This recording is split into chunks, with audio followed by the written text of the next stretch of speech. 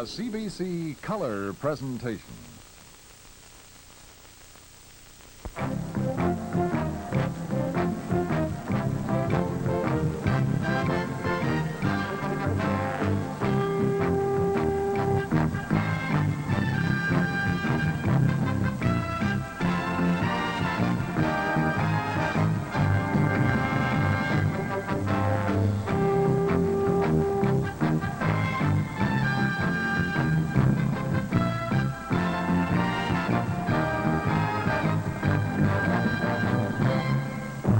Hockey Night in Canada, brought to you by Molson's, brewers of Molson Export Ale and Molson Canadian Lager Beer, Imperial Oil, and Esso dealers, agents, and distributors, and Ford, the better idea company with better products for you.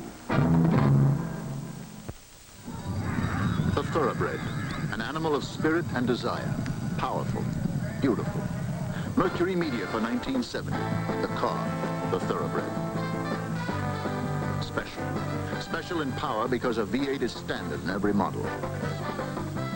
When you say move, it moves. Mercury Media, the thoroughbred. Find out what it's like to have it all. It's coming on strong. Good evening, everyone. Welcome to Hockey Night in Canada. Tonight, the Boston Bruins meet the Leafs here in Maple Leaf Gardens.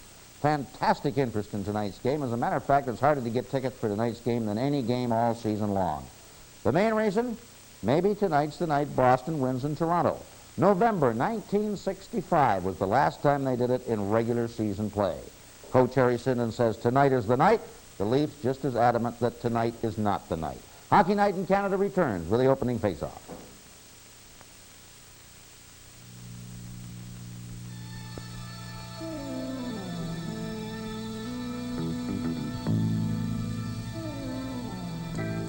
Spending the night at a chalet can be fun, as long as you have sure transportation. This is it, the 1970 Cortina, built strong to stand up to everything winter has to offer, with a big trunk that swallows up your winter gear, and a special Canadian winter driving package of heavy-duty equipment for sure winter starts. You'll find room for 5, and Cortina's optional automatic transmission is designed with ease in mind. Just put it in drive and go. Cortina, exceptional gas mileage in a car that's proved its strength by winning over 500 international races and rallies. And Cortina's unique aeroflow ventilation with air extractors keeps the air fresh as you go. The 1970 Cortina, a lot more car. All set for the first period as the two teams are on the ice, and you have the whistle from John Ashley, and we'll have our national anthem. Ladies and gentlemen, our national anthem.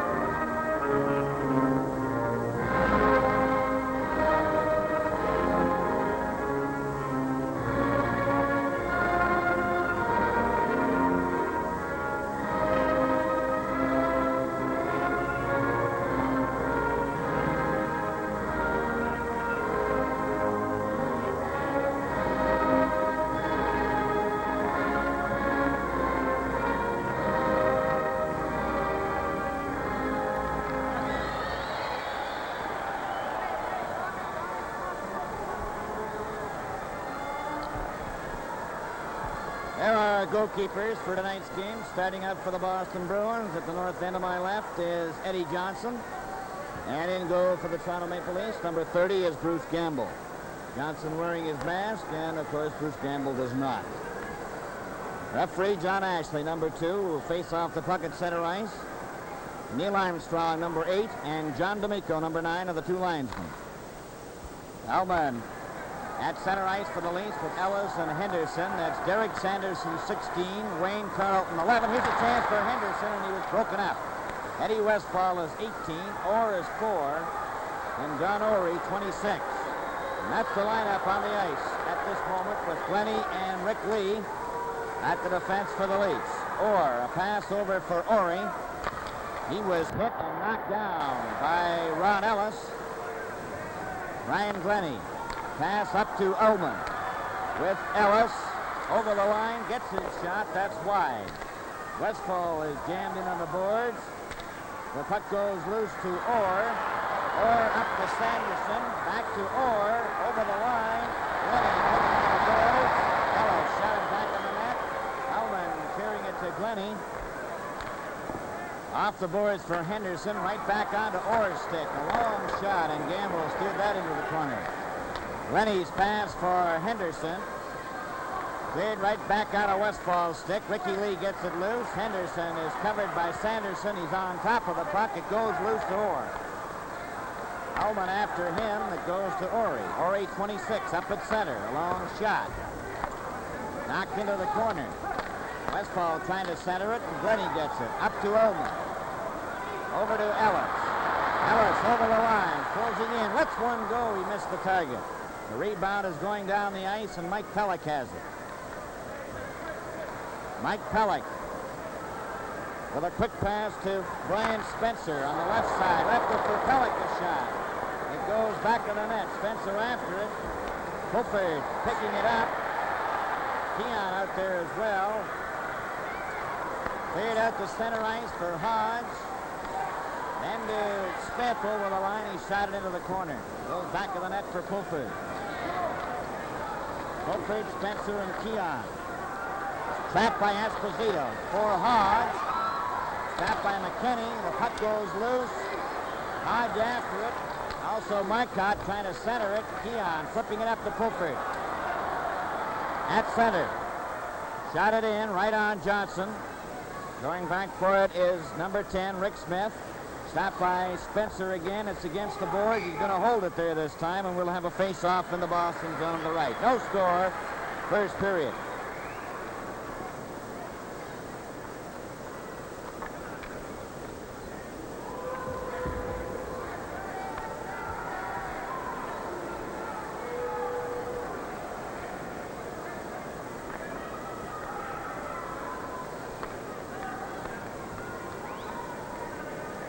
Murray Oliver at center ice now with Armstrong on the right wing and Selby on the left. Oliver covers his check. Selby tried to center it. Stanfield's pass for Johnny McKenzie goes down the ice. That's McKenzie 19, Stanfield 17, Johnny Busick 9. And the Leafs have Murray Oliver, number 11, who's taken over at center ice because Walton is out for the rest of the season with torn knee ligament. Long pass for Murray Oliver goes sliding into the Boston zone. Here's Selby centering it out front. There was nobody there. Stanfield given a poke by Glenny, and Murray Oliver's back to get it. Oliver to Rick Lee. Got it off the boards, but not out. Handed back to him. Lee coming up with Oliver. A pass for Oliver. He's over the line. Back for Ricky Lee, and he just couldn't reach it. Jammed into the board by Dallas Smith. The back of the net for Selby. Centered it out. And back comes Stanfield. On the ice with McKenzie. One man back. McKenzie shoots. He shot it wide. Stanfield missed the rebound. Murray Oliver straight up at center. Pass for Armstrong. Over the line. Shot out again.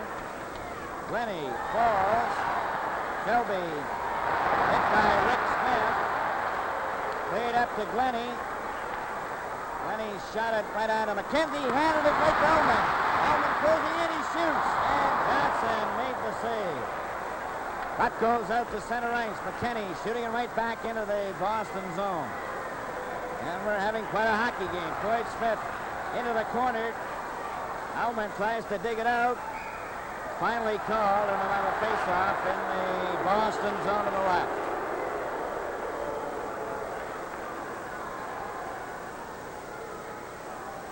Behind these shades, I have a keen eye for a bargain. Save 20% on my Cougar option pack during the Mercury Dealer's Pick-a-Pack option sale. Keen eye, my eye. You'll save up to 30% on my Meteor option packages. Come with me to Montego. My Montego pack saves you 35%. Now's the time to save on options like automatic transmission, vinyl roof, white walls, and many others. Save on Ford Explorer pickups, too, at your Mercury dealer's Pick-a-Pack option sale now. Boston nothing, Toronto nothing, 15:52 to go in this, the first period. It comes back to McKinney. His shot in front for Ullman, picked up by Floyd Smith. One ready, let go, he shoots good!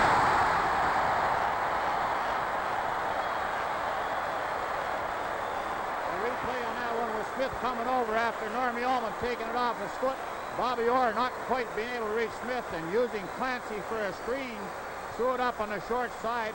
Eddie Johnson had no chance. He was screened by the Boston defenseman and Terry Clancy in front of him. Toronto goal scored by number 17, Floyd Smith. Assist, number 9, Ullman, and number 18, McKinney. The time, 4:14.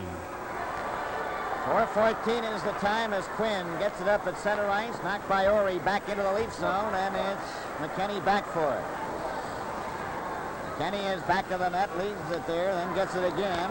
To Ullman, 2-5, stopped by Esposito. A shot is wide. Clancy has odds covered. Oh, that's one goal. Quinn knocked it down to the blue line, but not out. Kenny goes after it, shooting it off to Floyd Smith, kept in by the Bruins. It breaks the hard. And a great save by Gamble. Ullman gets it out to center ice. Floyd Smith follows up. Goes into the corner. There's going to be a penalty here to Orig.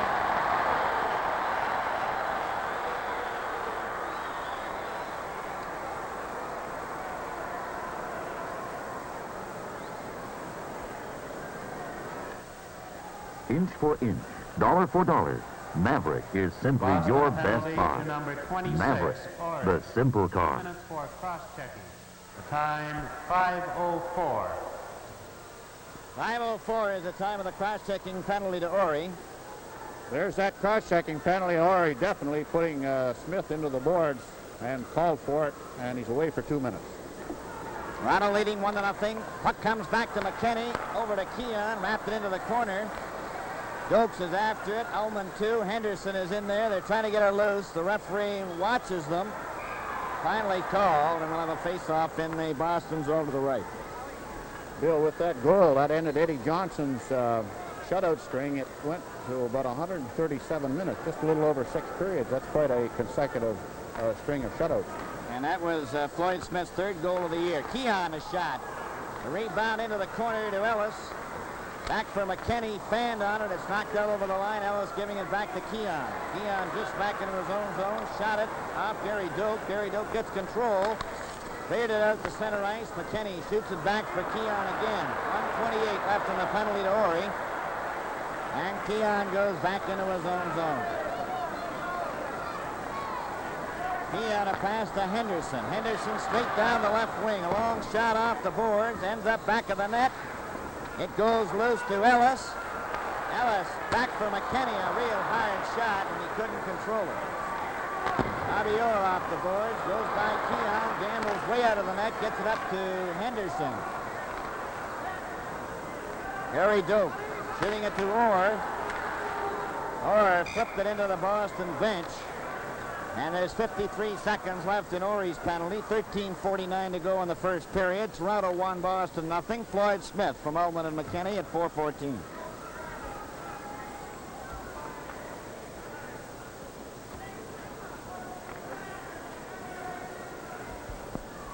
Oliver at center ice. Spencer on the left wing and Pulford on the right. Glennie and Rick Lee. Don Marcotte, number 29, out there on the forward line with Eddie Westfall.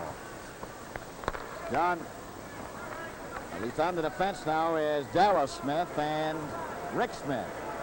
Don Ory in the penalty box. He has 42 seconds as Rick Lee leads a 4-man rush up the center over to Pulford.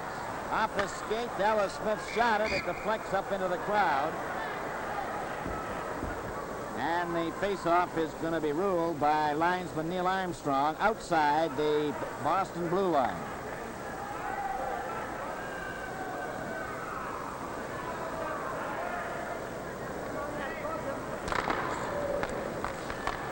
Puck goes to Rick Lee at center ice to Brian Glennie. A pass over for Spencer.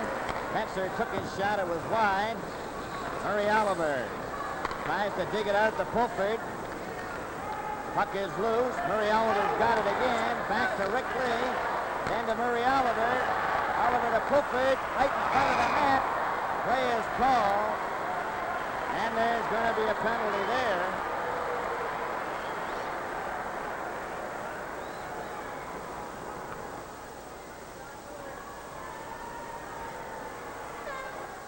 If you're thinking about buying a new car, we've got the facts. And more than ever, the facts favor Ford. Because your Ford dealer's white sale is on now, get special savings on limited editions of the quiet riding Galaxy 500. Our lowest priced hardtop Torino Fairlane 500 with Car of the Year styling. The #1 sports car of all time, Mustang, and tough Explorer pickups. Each equipped with a special package of popular options. Act now, because white sale means savings at your Ford dealers, and that's a fact.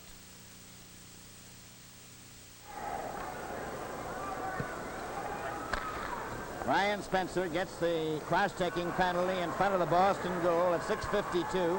We have 13 minutes and remaining in this first period. 2 seconds left in Orig's penalty. He's now getting into the penalty box. There at full strength. McKenzie nearly broke in on the right wing for the Bruins. The Leafs are leading 1-0. The puck is out at center ice, and that's Johnny Busick. Busick's pass for Esposito. Into the Leaf zone. He's hit by Glennie. The puck is against the boards. The Leafs are trying to hold it. They do. And play is called. This is a very potent power play, Bud. Well, I think they've got all the big guns out there, and every one of them out there at the present time, or the Boston Bruins is over 20 goals. And Esposito, Johnny McKenzie, Johnny Busick, Freddie Stanfield. Here's McKenzie going right in. He sees the goal. The shot is shot. Scores! Johnny Busick ties it up. They got one with Esposito feeding Johnny McKenzie, breaking in on that right wing and coming in, making a good move, and Bruce Gamble. Gamble stopping the original play, and the puck coming loose on the side, and Johnny Busick, unmolested, just tips it in on his backhand. A fine play set up by Phil Esposito and Johnny McKenzie, and finished off by John Busick. And sooner I had mentioned 20 goal scorers, and there they go. Johnny Busick. Incidentally, John Busick is the all-time leader of the Boston Bruins. He's played the most games as a Bruin. He scored the most Boston goals. goal scored by number 9, Busick. Assist, number 19, McKenzie, and number 7, Esposito. The time, 7:29. 7:29 is the time of the tying goal for Boston. And it came when they had a man advantage. Quinn gets the puck over to McKinney for Oliver. It goes down into the Boston zone, picked up there by Wayne Cashman. Cashman out there with Pelton and number 16, Derek Sanderson. Cashman by Quinn, taken into the board, and it's called for icing.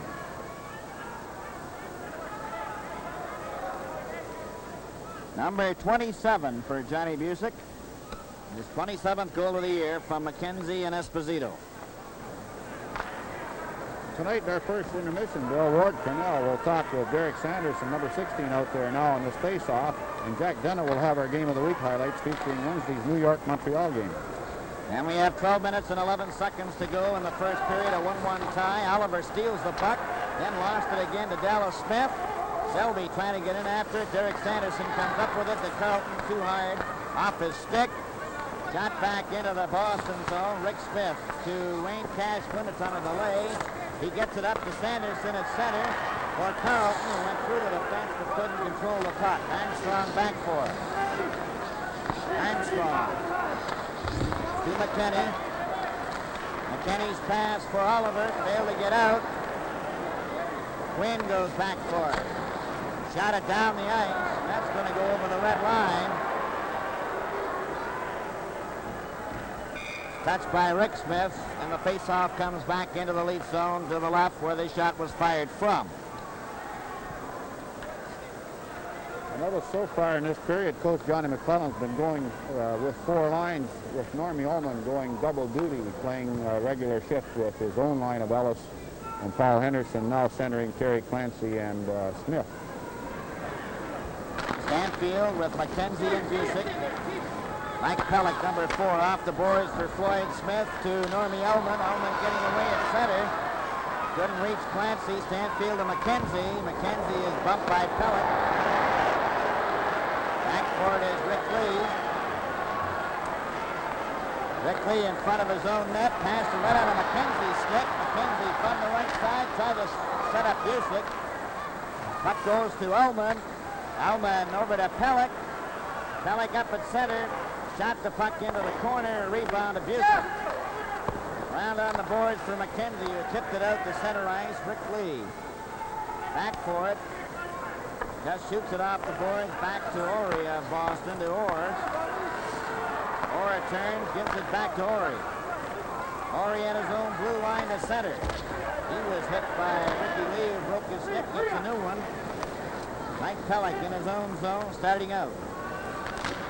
Missed the check, gives it over to Clancy. Clancy's long shot is into the corner. Back of the net for Busick. Around on the boards for McKenzie. Over to Stanfield, up at center. Good Orr, there's the shot, that's why. Bobby Orr couldn't get any rebound as he was in too far, and Busick has to go back for it. Busick gets it over on the left wing to Orig. Orig's pass, knocked down by Ullman and Ellis, picked off by Kenny Hodge. He shot it by McKinney, and it ends up near Gamble. Here's Pat Quinn. Shooting it down the ice again by Orr. Orr could have made the play. There'll be no icing on it. Bobby Orr, back of the net, gets it over on the wing to Orig. Orig's pass for Esposito. Broken up at center ice, picked off by Henderson. Henderson fights for it. Marcotte gets it back to Esposito, then for Hodge into the Leaf zone. Hodge going after it. Hodge takes Keon off the puck. It's deflected back to the blue line. Orig took a shot. That got it back. Hodge is trying to lift it over. Goes Esposito. It's underneath Gamble. And another close call around the Leaf goal. A lot of strength there with Davey Keon fighting Big Ken Hodge and finally getting the puck loose from him, but it comes out to Esposito, and he can't quite get that puck up with Bruce Gamble being down, and he shot it into Gamble laying on the ice. A very close call around that Toronto net. Torres tied 1-1, 9 minutes and 12 seconds to go in the first period.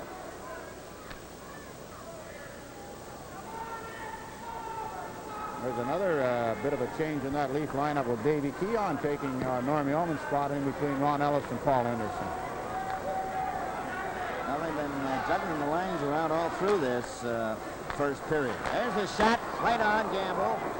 McKinney tries to get it out. Esposito chopped it. It goes to Ellis. Ellis up to Henderson. Henderson took a shot that Johnson knocked down. It's back of the net, cleared around on the boards. Quinn moves up, gets it loose to Henderson. Henderson trying to get a whack at it. It's played out to center ice. McKinney shot it back to Henderson again, who clears it into the Boston zone. It goes back of the net. Bobby Orr to Phil Esposito. To Orr. Back to Esposito. And he flipped into the Leaf bench after being skated off by Jim McKinney. 8 minutes and 29 seconds to go in the first period. A 1-1 tie.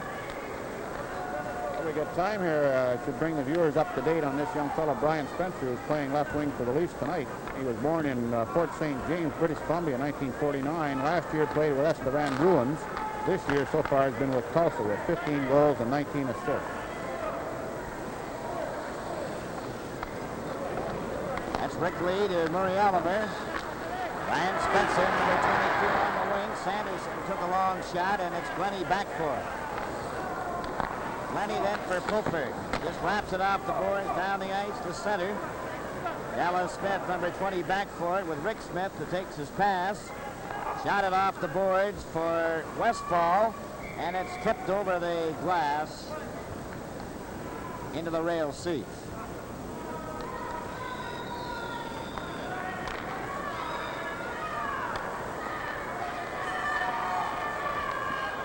Torres tied 1-1, 7:57 to go in the first period. The tempo of the game has slowed down somewhat. They were wide open in the first 5 minutes. Puck was shot into the lead zone. Oliver covering his check. Then Glennie feeds it to Spencer. Play is called. It was called for icing as it was shot from the Boston side of center.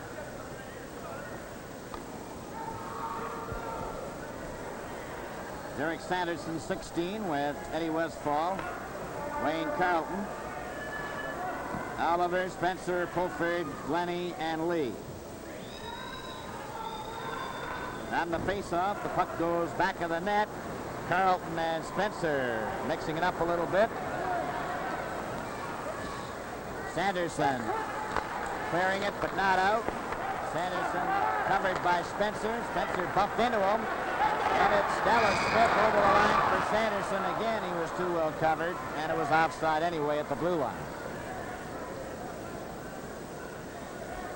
Brian Spencer likes to throw his weight around, Bob. He's a pretty husky-looking young fellow out there, and he skates well, and he seems to be on top of that puck all the time. He could be a pretty important man for the Leafs organization in years to come. Glennie out over his own blue line. A pass for Spencer. Oliver moves in over the line. Set it up for Pulford, and he shot wide. Spencer goes to the far side. He centered it, but it was right out of Westfall's stick. Up to Sanderson. Back to Rickley. Hits his shot. Rickley took Sanderson off to the wing, and Glennie just shoots it down the ice. That's going over the red line, and that'll be called for icing.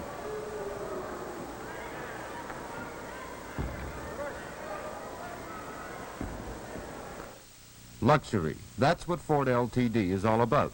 Every quiet, beautiful inch of it. That's a fact. A whisper away from the quiet luxury of LTD, Galaxy 500, at a price that spells real value. That's a fact. Same big car beauty in Custom 500. Lowest priced full-size V8 hardtop you can buy. That's a fact. Whatever you're looking for in big car luxury and value, the fact of the matter is the facts favor Ford. See your Ford dealer. There you see the score, 1-1. 7 minutes and 1 second left to go in the first period. Freddie Stanfield at center ice with Johnny McKenzie on the right wing, Busick on the left. Alvin, Armstrong, and Selby. A quick pass for Selby, broken up by McKenzie. Selby fell. Pellick is covered by Stanfield. Stanfield turns back to Busick. Busick at center. Stanfield is offside, but he gets back on, but Armstrong intercepted the pass. McKenzie gets it back to Orig. Orig then to Stanfield. To Orr. It's not over the line. A pass for Ullman went nowhere, and Orig gives it back to Stanfield. Stanfield's pass was right off McKinney, and Pellick takes a long shot, and that just missed the net. It's Don Orig. Ahead to Bobby Orr. Back for Orig. At his own blue line is center. Got the puck into the Leaf zone. McKenzie going after it. Back to the net. Selby's there first. McKenzie checked in, but Pellick covers up. Mike Pellick to George Armstrong for Britt Selby. Closing in, and he was checked by Orr. Selby gets it again over for Pellick, and it deflects off his stick into the crowd. So we had a case on that play where some of the critics who have been a little severe on Bobby Orr on some perhaps his defensive ability, he made a fine comeback on Selby, who had at least 2 strides on him on that particular play, took the puck away from him and nullified that dangerous Leaf rush. So he doesn't have too many shortcomings playing defensively either. I wouldn't think so. Puck is out at center ice. Ricky Lee hits Marcotte with a body check. Ricky Lee then bumped into Dallas Smith. Rick Smith hit Keon's stick. Clancy handed it right back to him. Over the line for Hodge to Esposito. Esposito is given a shove by Glennie. Back of the net for Rick Lee. Lee starts out again. His backhand out at center ice. Stopped by Dallas Smith. Knocked down by Glennie. Brought in by Hodge. Offside. And checking is really getting close.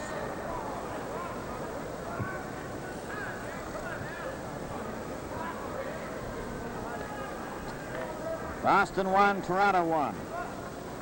Keon, Clancy, and Floyd Smith. Draw goes back to Glennie. To Lee, back to Glennie. Up at center. Pass is shot into the Boston zone again. It's over the red line. Marcotte will touch it this time, and that's icing again.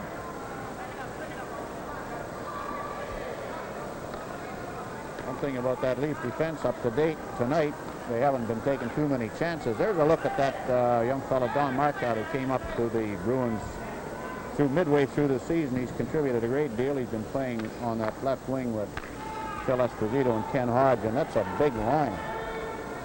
Yeah. All set to go now in the Leaf zone to the left. Esposito, Hodge, and Marcotte. Dallas and Rick Smith. Keon to Clancy. Clancy couldn't get out. Esposito took a long shot. Gamble stopped it easily, and Rick Lee goes back to the net with Keon. Keon back to Lee. Lee coming out over the blue line. A pass up for Clancy. Tips it in for Floyd Smith. Marcotte knocked off the puck by Floyd Smith. Then it's picked up by Clancy. Boston 1, Toronto 1. Keon, Clancy, and Floyd Smith. Draw goes back to Glennie. To Lee, back to Glennie. Up at center. The pass is shot into the Boston zone again. It's over the red line. Marcotte will touch it this time, and that's icing again.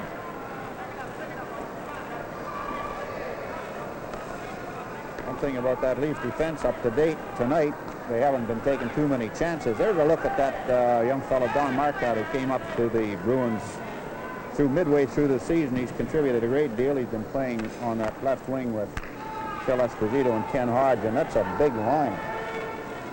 Yeah. All set to go now in the Leaf zone to the left. Esposito, Hodge, and Marcotte. Dallas and Rick Smith. Keon to Clancy. Clancy couldn't get out. Esposito took a long shot. Gamble stopped it easily, and Rick Lee goes back to the net with Keon. Keon back to Lee. Lee coming out over the blue line. A pass up for Clancy. Tips it in for Floyd Smith. Marcotte knocked off the puck by Floyd Smith. Then it's picked up by Clancy. Centered it right from the net. Into the blue line. Pelican trying to get a backhand away. Drew it outside and put it back in offside. 4 minutes and 40 seconds remaining in the first period. It's a 1-1 tie. Murray Oliver at center ice, number 11. Ellis is 6 and Henderson 19. Sanderson 16, Westfall 18, and Wayne Carlton 11 for the Bruins. Orr and Orig on the defense. The puck is tipped into the corner. Murray Oliver tried to center it. Orr was there. Bobby Orr coming up the center. To the leaf line and over. Dropped it back for Sanderson, and Murray Oliver is dumped. There's going to be a penalty there to Sanderson. Otherwise, the Leafs had a two-man break.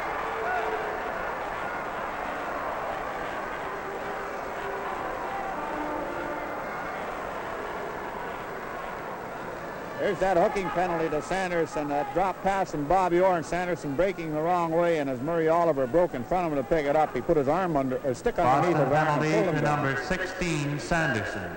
2 minutes for hooking. The time, 15:39.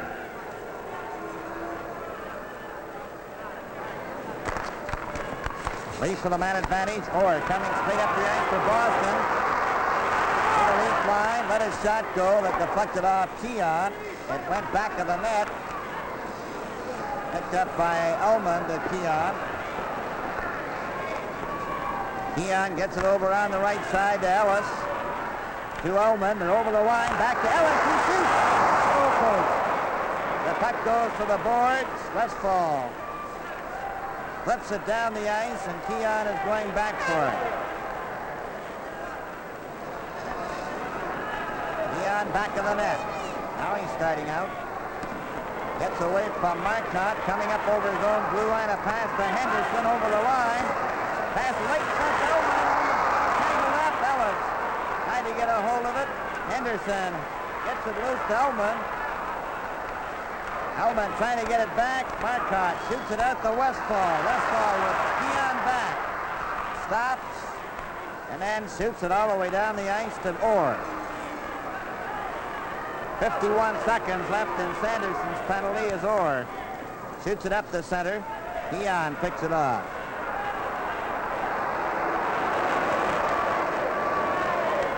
Keon with Ullman, Ellis, and Henderson. Pass up to Ullman. Offside, over the red line from inside the blue line. Within every new Montego is the soul of the high-performance Cyclone. Montego, Cyclone. 2 all-new lines of cars from Mercury. Face off inside the Leaf blue line. 33 seconds left in Sanderson's penalty. The score is tied 1-1. 2 minutes and 49 seconds to go in the first period. Long pass for Oliver. Goes down the ice. Goes loose to Westfall. Westfall clearing it the rest of the way down, and Marcotte races Glennie for it. Glennie to Rick Lee. And to Glennie, up to Spencer, to Murray Oliver at center. Gets it over the line. Down went Dallas Smith. Johnny Busick gets a hold of it, shoots it as Sanderson returns to the ice. Rick Lee then for Spencer. Cleared out on the wing, and Murray Oliver picks it up again.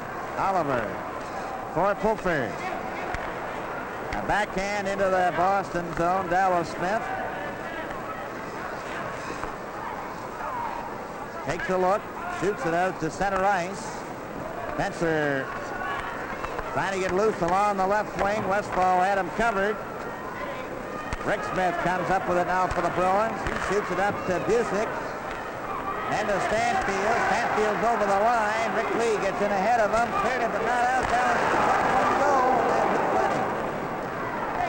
hit Lenny. Lenny coming down the right wing. Clips it over the line. Able to reach Keon. Rick Smith comes back with a long shot that's wide. Enter. And Johnny McKenzie put together. Keon knocking the puck into the Boston zone. Chases after Busick with 1 minute and 15 seconds. Busick up to McKenzie. Back to Busick at center. Stopped by Armstrong. Armstrong for Keon, and it rolls into the Boston Last zone. minute of Selby play after in it. this period. Rick Smith gets in ahead of him and decides to cover up, and we have 56 seconds remaining in the first period, a 1-1 tie.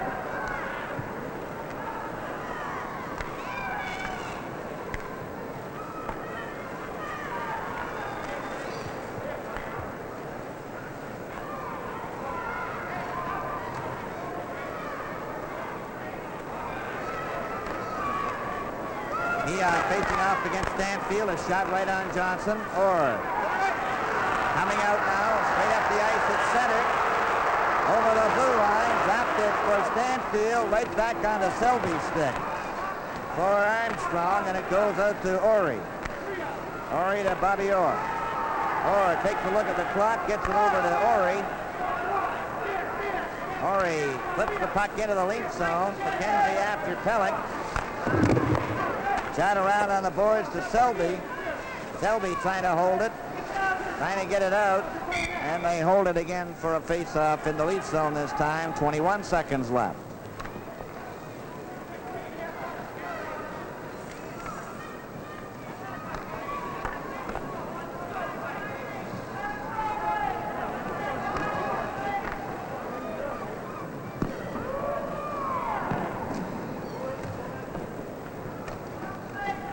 Esposito, Hodge, and Carlton coming out now on the forward line.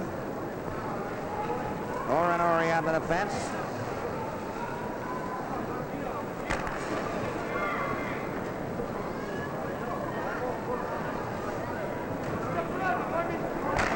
From the face-off, it was knocked down the ice. It hit a stick, so there'll be no icing on it. Stopped by Johnson anyway, and Ory's back for it. Leaving it there for Esposito with 10 seconds remaining. Esposito trying to get away from Floyd Smith. Then he steps into Esposito. Esposito whacked him in the back of the head. There's going to be a penalty here. Play is called. Esposito gets the gate.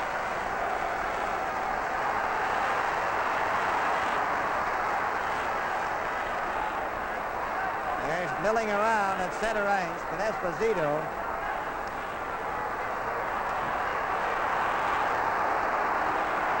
of Boston, Hodge and Lee.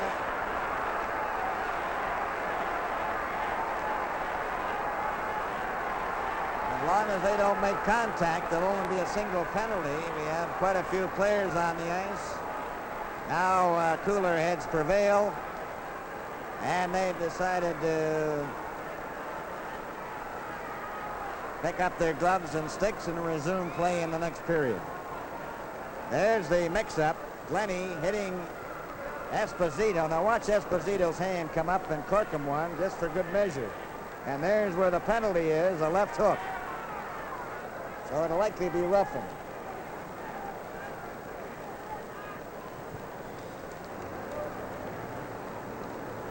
Now Maple Leaf Gardens in Toronto, Hockey Night in Canada. What do you look for in a new car? Good mileage, easy handling, sharp looks? Sure, you get them all with Maverick, but you're entitled to more.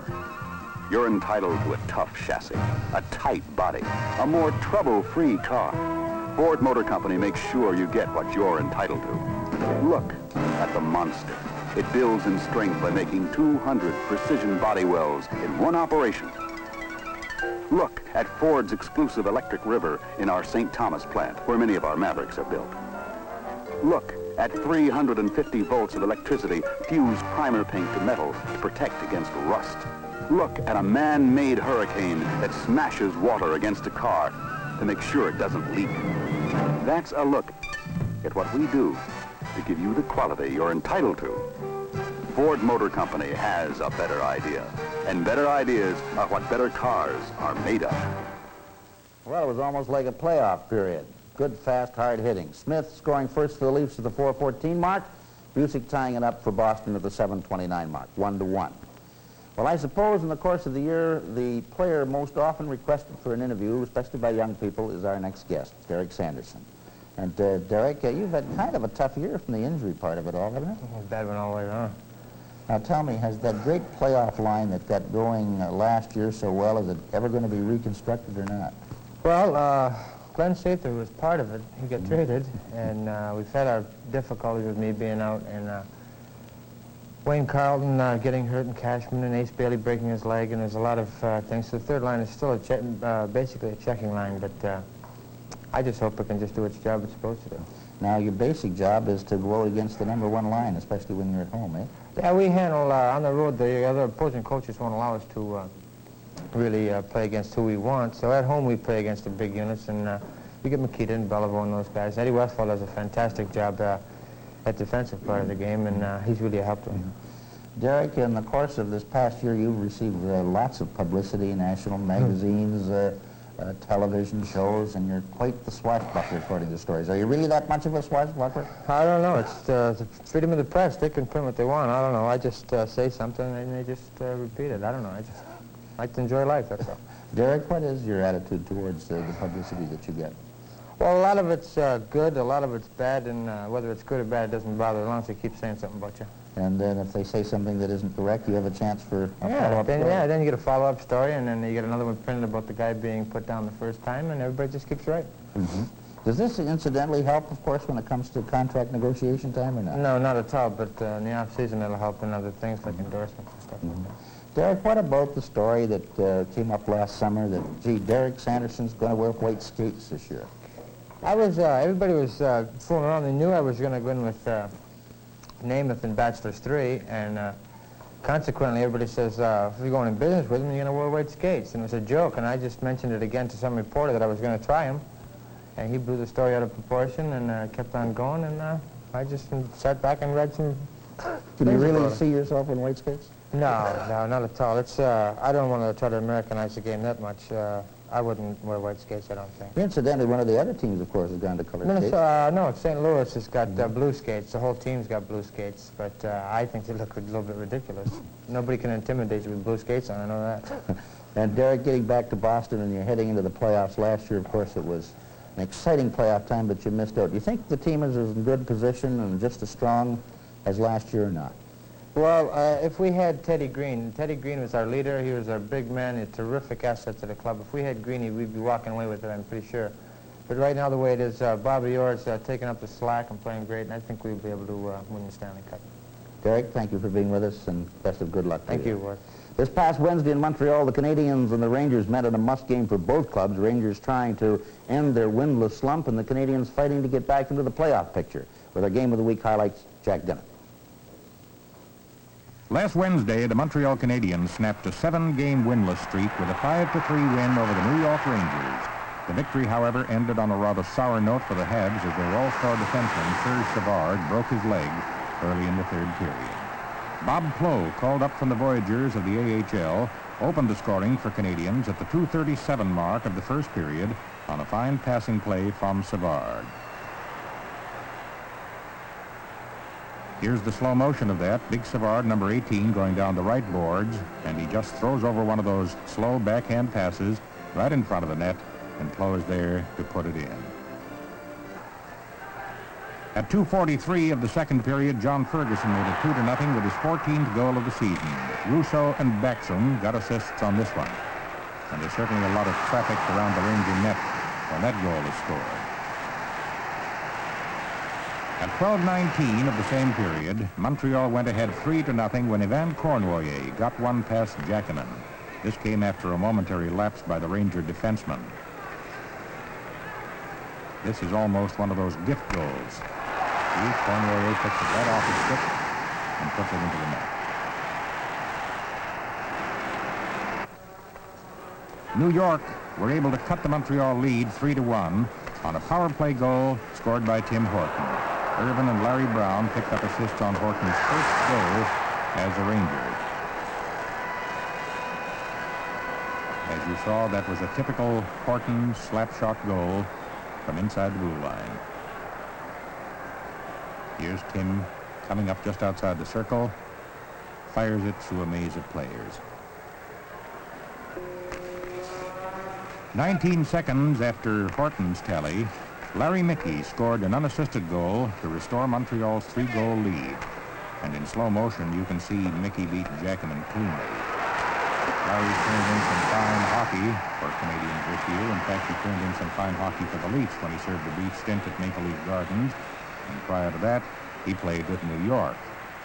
Larry Mickey, number 8. And here is the slow motion of that goal.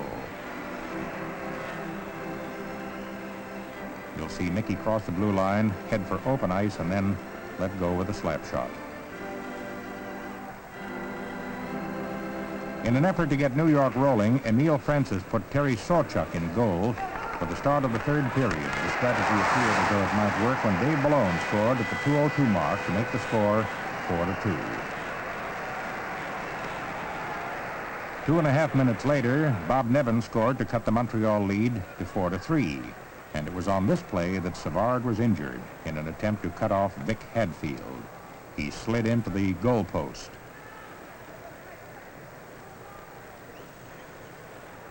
There you can see Savard lying there and now being wheeled off. Any of the momentum that Montreal might have picked up with their victory over the Rangers surely would lost with the injury to this highly talented young defenseman. Montreal wound up the scoring with a goal by Bobby Russo, with assists going to Ferguson and Backstrom. Ferguson was initially credited with the goal, but in slow motion you can see Russo is the last man to touch the puck before it gets behind Sawchuk. There's the shot, eluding Sawchuk and dropping into the net.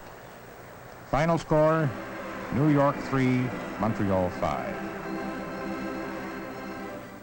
Well, as we mentioned, although Montreal won, it was pretty costly. Savard is now on the shelf until next season with a double fracture of his left leg.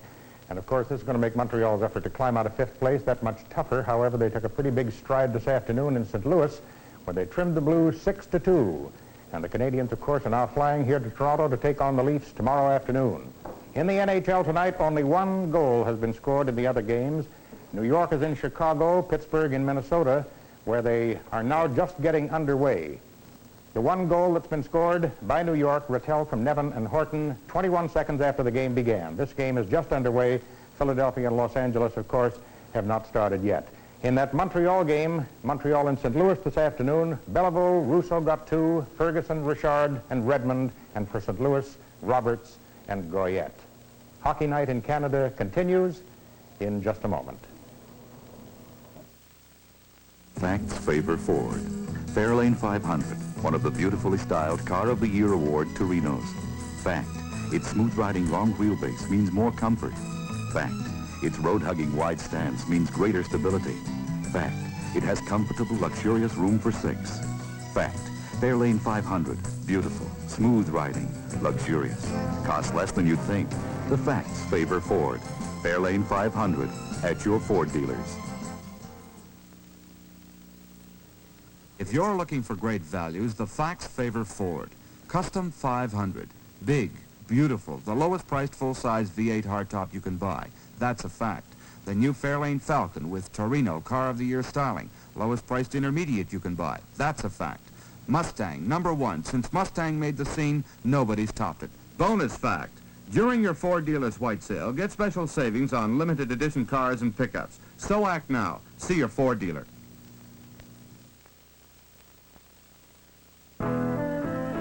Choice. Choice. Choice is what great hospitality is all about. Choice is what Molson Pleasure Pack is all about. 12 Molson Canadian Lager beer and 12 export ale. Together in a money-saving pack. For your party, get the good choice in refreshment. Molson Pleasure Pack. It helps make parties popular. Bob Goldham now joins us, and we've had word that Chicago scored 2 goals in 10 seconds and now lead New York 2-1. Boy, they're having enough time, that Ranger club. Could be bad news. Could be bad. Well, this is a pretty fair hockey game here, Ward. That was a good first period, good saves by goaltenders, fairly wide open, and at the same time kind of close checking in spots. But our first highlight, we're going to show a fine save by Bruce Gamble on Hodge. He's in alone. Leafs control the puck, but it's picked up by Wayne Cashman right here, and he feeds it to Ken Hodge, and quickly getting his forehand away, and Gamble staying on that short side and made a very good save. At that time, there was no score, and he kept it from being a 1-0 hockey game. That was fairly early in the first period, but it's something he's been doing all season. Now we're going to take a look at the first Bruin goal on a goal by Johnny Busick. Incidentally, this was their 62nd power play goal. And they're very strong, aren't they? Oh, that was potent. You see those guys out there. Esposito takes the face off, and the puck moves around. He gives it to Johnny McKenzie over on the right side, and Gamble made the save, and the puck comes loose to Johnny Busick, and he just poked it in that open side. We're going to take a look at that one again from the end zone. We see Esposito feeding it to Johnny McKenzie here, and this little guy can break in off that wing about as fast as anybody in the league. He tried to pull Gamble. Gamble got it right there with his foot, and it came out to Johnny Busick, and just a matter of him lifting it with his backhand, nobody bothering him at all. But as you say, that they got 5 shooters out there, and they're all well over 20 goals. Yes, and they're all strong physically. You watch them move the people around. This is true. They're even the little guy, Johnny McKenzie, is as strong as anybody out there. He's built so close to the ice. On this next highlight, we see a fine play between Ron Ellis and Noemi Ullman. They break away on the Boston defense, and Ellis gives it to Ullman. Ullman gives it back to Ellis, and Ellis hits the post, and this is where Ellis feeds it to Ullman here. And you can almost see this developing right here, and he hits the goal post on Johnson's short side. Now, I don't know whether he had him beaten or not. He hit the post, but the play, as it developed here, you could almost see what was going to happen. He was going to give it to Ullman, and Ullman was waiting till he got up to that defense and pulling that Boston defense. And right here, he slides it over to him, and Ellis has a fair bit of room. He's at a tough angle, mind you. And but by the time he shot it, his angle was much more severe than I thought it was at first, and he hit the post on the short side. Johnson's good in the angles. He had a great angle save, I thought, in the early minutes of the game. Johnson's played well, and he's been playing well. You know, 130-some minutes before somebody managed to score on him when Smith got that goal in the first period. Thank you, Bob. Here at Maple Leaf Gardens, the score at the end of the first period, Boston Bruins 1, Toronto Maple Leafs 1.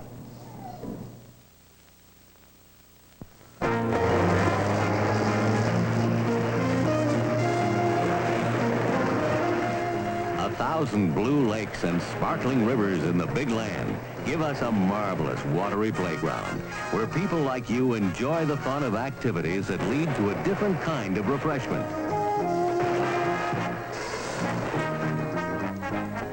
Cool, crisp-tasting refreshment that comes with the thirst breaker, Molson Export Ale. After a day of fair sailing, it's great to set course back to the dock to enjoy a Molson Export Ale, the big ale in the big land. Enjoy a Molson Export Ale, the big ale in the big land. Cool, crisp-tasting Molson Export Ale, the big ale in the big land. Taste the way a fine ale should taste. Molson Export Ale, the thirst breaker. Teams are on the ice now for the second period. Bruins defending the south end of my right, the Leafs the north end of the left. It's a 1-1 tie. And Esposito is in the penalty box. Boston penalty to number 7, Esposito. 2 minutes for Out-of-town score at Chicago. It's now 2-1, as was mentioned. Martin scoring from Magnuson and Pinder from Martin and Papin at 147 and 157.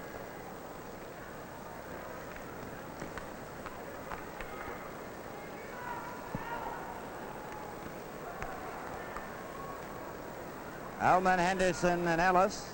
There's Gamble in the nets for the Leafs at the north end of my left. There's the referee, John Ashley, and linesman John D'Amico. Derek Sanderson at center ice with Orig, Westfall, and Orr. The Bruins have Esposito serving a 2-minute minor for roughing, which he got at the 20-minute mark, and Keon is out there with McKenney, Ellis, Henderson, and Ullman. Keon up to Henderson. On the left wing he goes, over the blue line. Cutting in, centered it across the goal mouth. McKenney moves up, lets one go. Henderson took a whack at it twice. He centered it out in front, Westfall. Giving it to Sanderson. Sanderson straight down the ice at center, turns, hit Ullman. Tries to hold it against the boards. Both got their sticks on it. Sanderson shot it into his own zone. Ory after Ellis, deflects off the board. Henderson really reached Ullman's pass. Henderson goes to the boards with Henderson, and there'll be a face-off in the Boston zone to the right. 1 minute and 7 seconds left in Esposito's penalty. Boston outshot Toronto in the first period, 12-7.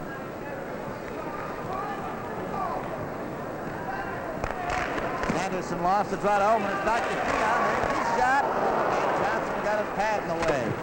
Henderson covered by Westfall. Puck goes loose to Ellis. Ellis trying to center it. Jammed against the boards. And Bobby Orr had it. Orr up at center. Still has it over to Sanderson, but it's offside.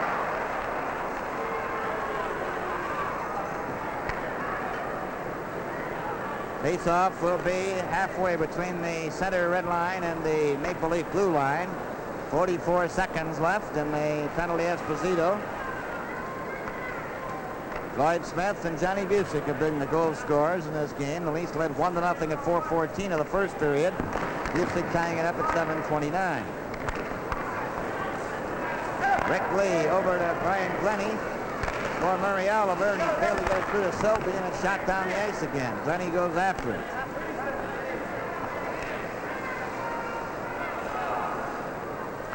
Glennie in possession. Up for Selby. Selby is checked by Westfall. Got it over the line again, and Sanderson was inside the blue line. Esposito, 19 seconds left.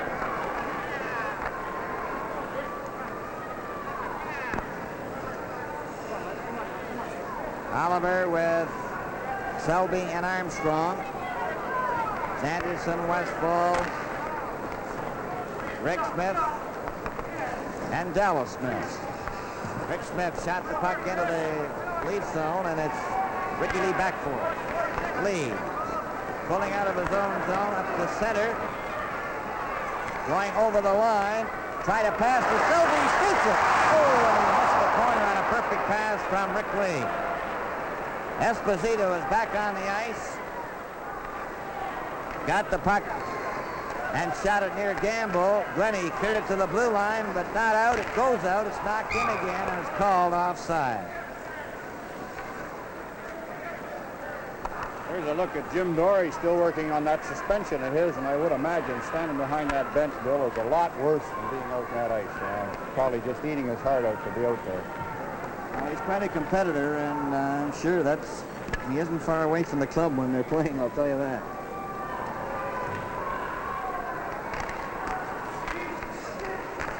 Mike Pellick got the puck out to center ice. Bobby Orr shoots it in again. Offside was Johnny McKenzie. And the tempo of this game has slowed down considerably. And what could possibly be the reason for this, Bob? Well, I think they're both sparring. They don't want to take any chances. You can see that any time they get a puck and they're not too sure with it, they ice it or force a face-off and start out with a face-off. And I think they're just waiting for the breaks, both clubs.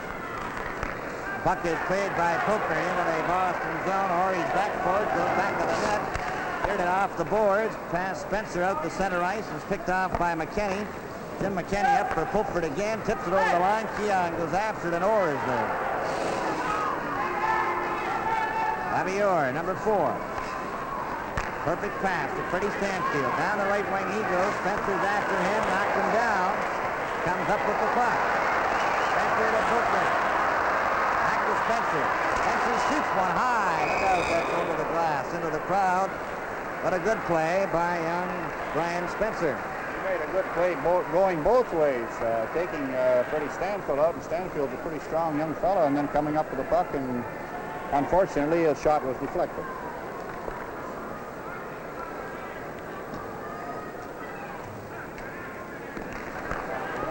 Comes back to Quinn. Quinn takes his shot.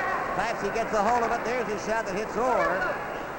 Went out over the blue line. Quinn knocked it down with his glove. Then was checked by McKenzie. It goes into the lead zone. Rick Lee back for it.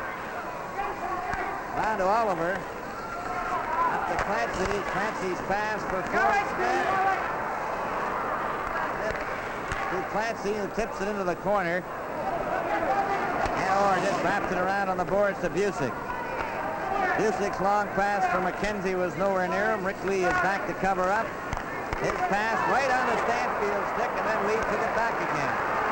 Rick Lee straight up the center, past Oliver. They're over the line. Oliver takes his shot, got it again. Left it there. Rick Lee went after it. And Busick comes straight down the ice at center. One man back. Comes up with the puck. Spencer to Pulford. Back to Spencer. Spencer shoots one high. Look out, that's over the glass, into the crowd. What a good play by young Brian Spencer. He made a good play going both ways, taking Freddie Stanfield out, and Stanfield's a pretty strong young fellow, and then coming up with the puck, and unfortunately his shot was deflected.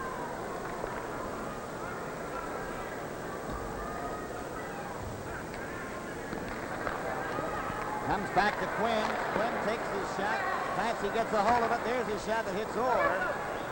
Went out over the blue line. Quinn knocked it down with his glove. Then was checked by McKenzie. It goes into the lead zone. Rick Lee back for it. Down to Oliver. Up to Clancy. Clancy's pass for Ford Smith. To Clancy, who tips it into the corner. And Orr just wraps it around on the boards to Busick.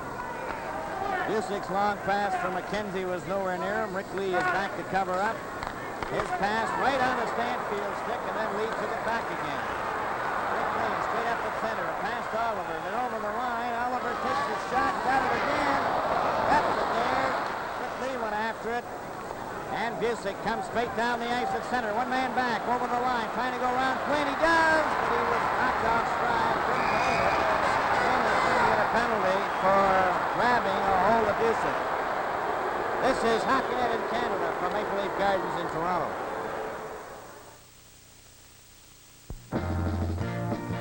The Thirst Breaker, Molson Export Ale. When you drop into your favorite lounge or tavern. The Thirst Breaker, Molson Export Ale. When you're at the cottage or just plain relaxing at home. The ale that's big in flavor, big in popularity, biggest in sales. The big ale in the big land. Molson Export Ale. The Thirst Breaker. Pat Quinn in the penalty box. There he is for holding. 16:03 to go in the second period. It's a 1-1 tie. Boston 1, Toronto 1. The puck is kicked to Orr. There's a shot deflected into the corner. Rick Lee shoots it down the ice. And out there on the power play, Derek Sanderson, Wayne Carlton, Kenny Hodge, Orr, and Esposito.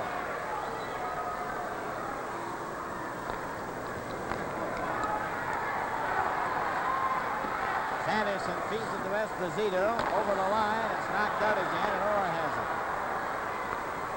Orr over to Wayne Carlton. Got it behind Kenny Hodge this time, and the Bruins having difficulty crossing the Leaf blue line. 1:29 seconds left in the penalty to Quinn. 15:32 to go in this second period, and it's a 1-1 tie.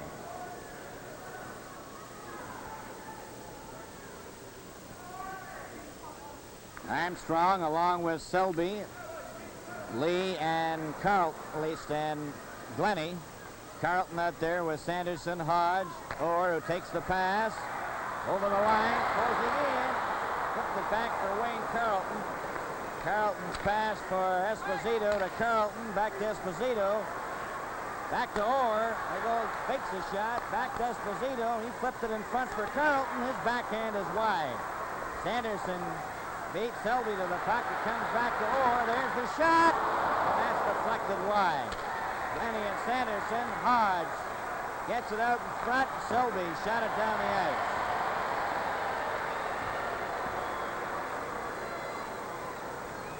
Going back for it is Esposito to Derek Sanderson. Sanderson flipping one in at Gamble. He gloved it. Flipped it into the corner. Hodge knocks it down. Tries to dig it out. Sanderson does by wrapping it around Orr. Orr over to Esposito. Here goes the shot. It hit Rick Lee. He wrapped it, but not out. Here's a chance for Carlton. Back of the net to Sanderson. He's got Orr at the blue line. Orr waits.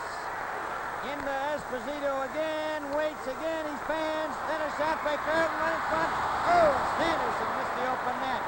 It's back to Orr. Back to Esposito. He shoots. That hits the leg. And Murray Elman gets a hold of it. Take down the ice to center with Quinn, who takes the pass outside. This game is coming to you from Maple Leaf Gardens in Toronto. When you really want an ale, the ale you really want is Molson Export Ale, the thirst breaker. Here's that power play with Sanderson missing that open net after Wayne Carlton had set it up. And I don't know how he missed it on the short side. Wide open net and went by him on the corner. Boston 1, Toronto 1. Out-of-town score, New York Rangers have tied it up again. Arnie Brown from Billy Fairburn and Walter Kachuk at 7:49. New York 2, the Chicago Blackhawks 2. Looks like another one of those life and death struggles there too, Bill. Certainly does, and it's hard to believe that teams can score so quickly in the first minute. The puck is back to Ullman. He tried to get a shot. Henderson was knocked off stride by Jimmy Lawrence, who's out there for the first time in the game for the Bruins, number 22. Also with Cashman to Lawrence over the line for Westfall. Broken up here, right in front for Cashman, and he missed it. Couldn't get a shot. Back for the Leafs now. Ullman at center ice. Ellis on his right. They're over the line. Back to Ellis. He's gone too far. Tried to center it. He did. Johnson gloves it and holds on.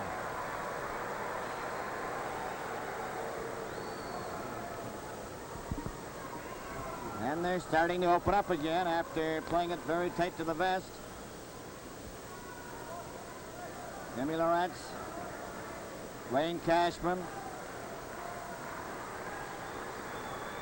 Eddie Westfall on the face-off. The puck goes back to Dallas Smith. Dallas Smith is watched by Ullman. Goes to Westfall, back to Rick Smith. Straight up the ice he comes to center, gets over the red line, flipped it in. Gamble covered it. Jim McKenney back for it. Jim McKenney over to Mike Pellick. Up for Ullman. To Henderson. Henderson tries to break in. Ullman does. Didn't get a shot away. Back to Pellick. His drive is knocked down. Ullman let one go, and it's caught by Rick Smith. And he holds it for a face-off.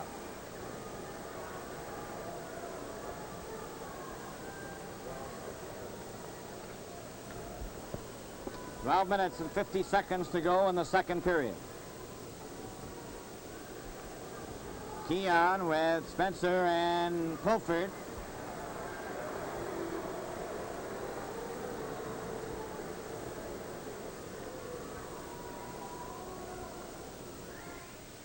Busick, Stanfield, and McKenzie. Quinn gets his shot away to Pulford. To Keon, he's checked.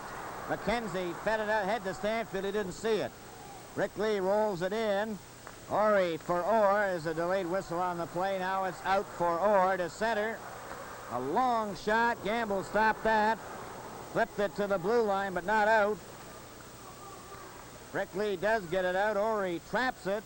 Shot it by Keon, and it's Rick Lee with it. To Pat Quinn, who gives it to Keon. Spencer trying to get down the left wing. Keon lets one go. Johnson stopped that. Keon keeping the puck in. Then it's out for McKenzie, who's dumped by Spencer. And there's going to be a penalty. This is Hockey Night in Canada from Maple Leaf Gardens in Toronto.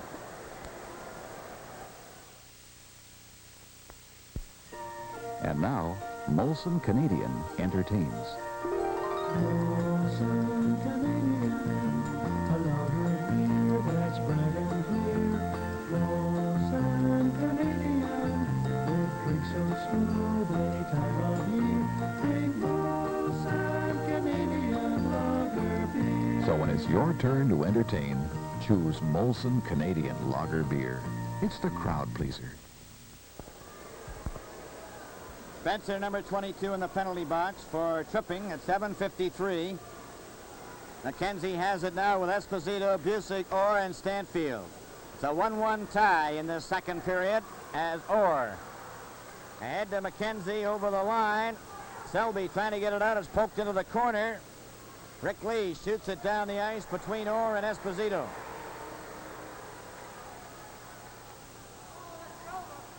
Esposito back first. Up to Bobby Orr. Orr at center. Over the line with Busick. Busick is checked, gets it again, centered it back for Stanfield. Stanfield turns. Over to Orr. There goes the shot. That was wide. Stanfield keeps it in. Ricky Lee intercepts. Hit McKenzie, and it goes over the glass into the crowd.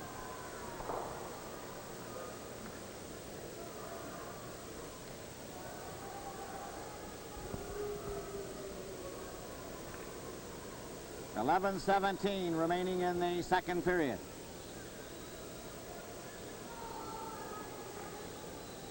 Puck goes by Orr into the Boston zone, and Orr goes back for it. Orr back of the net, leaves it there for Esposito. Esposito, Stanfield, McKenzie, and Busick coming up. Esposito just shoots the puck into the corner. Selby after it. Up to Glennie. And he shoots it down the ice. And the Leafs holding the Bruins off here after 2 consecutive penalties, but there's still 40 seconds left in the penalty to Spencer. Quick pass up to Busick. Orr is loose on the right side. Busick feeds him the pass. He knocked it through, was knocked down. And Rick Lee shoots it to the blue line and out. Orr feeds it for Esposito to Stanfield. Stanfield closing in with McKenzie. Back for Busick. Broken up, and Keon. Straight up the ice at center. Takes his shot. He just missed the target. Back of the goal ends up on the mesh. And the face-off will likely come outside the blue line.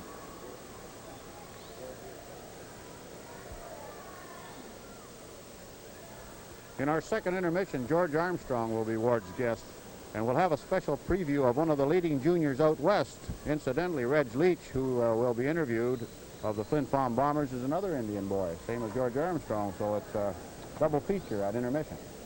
Looking forward to seeing him.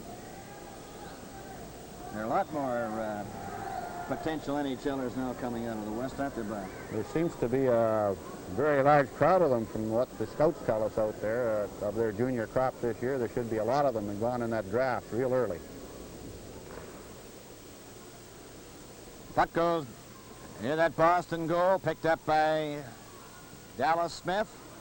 Dallas Smith coming up over the blue line to center ice. Gets to the leaf line, shot it over the line, but offside on the left wing was number 22, Jimmy Lorette.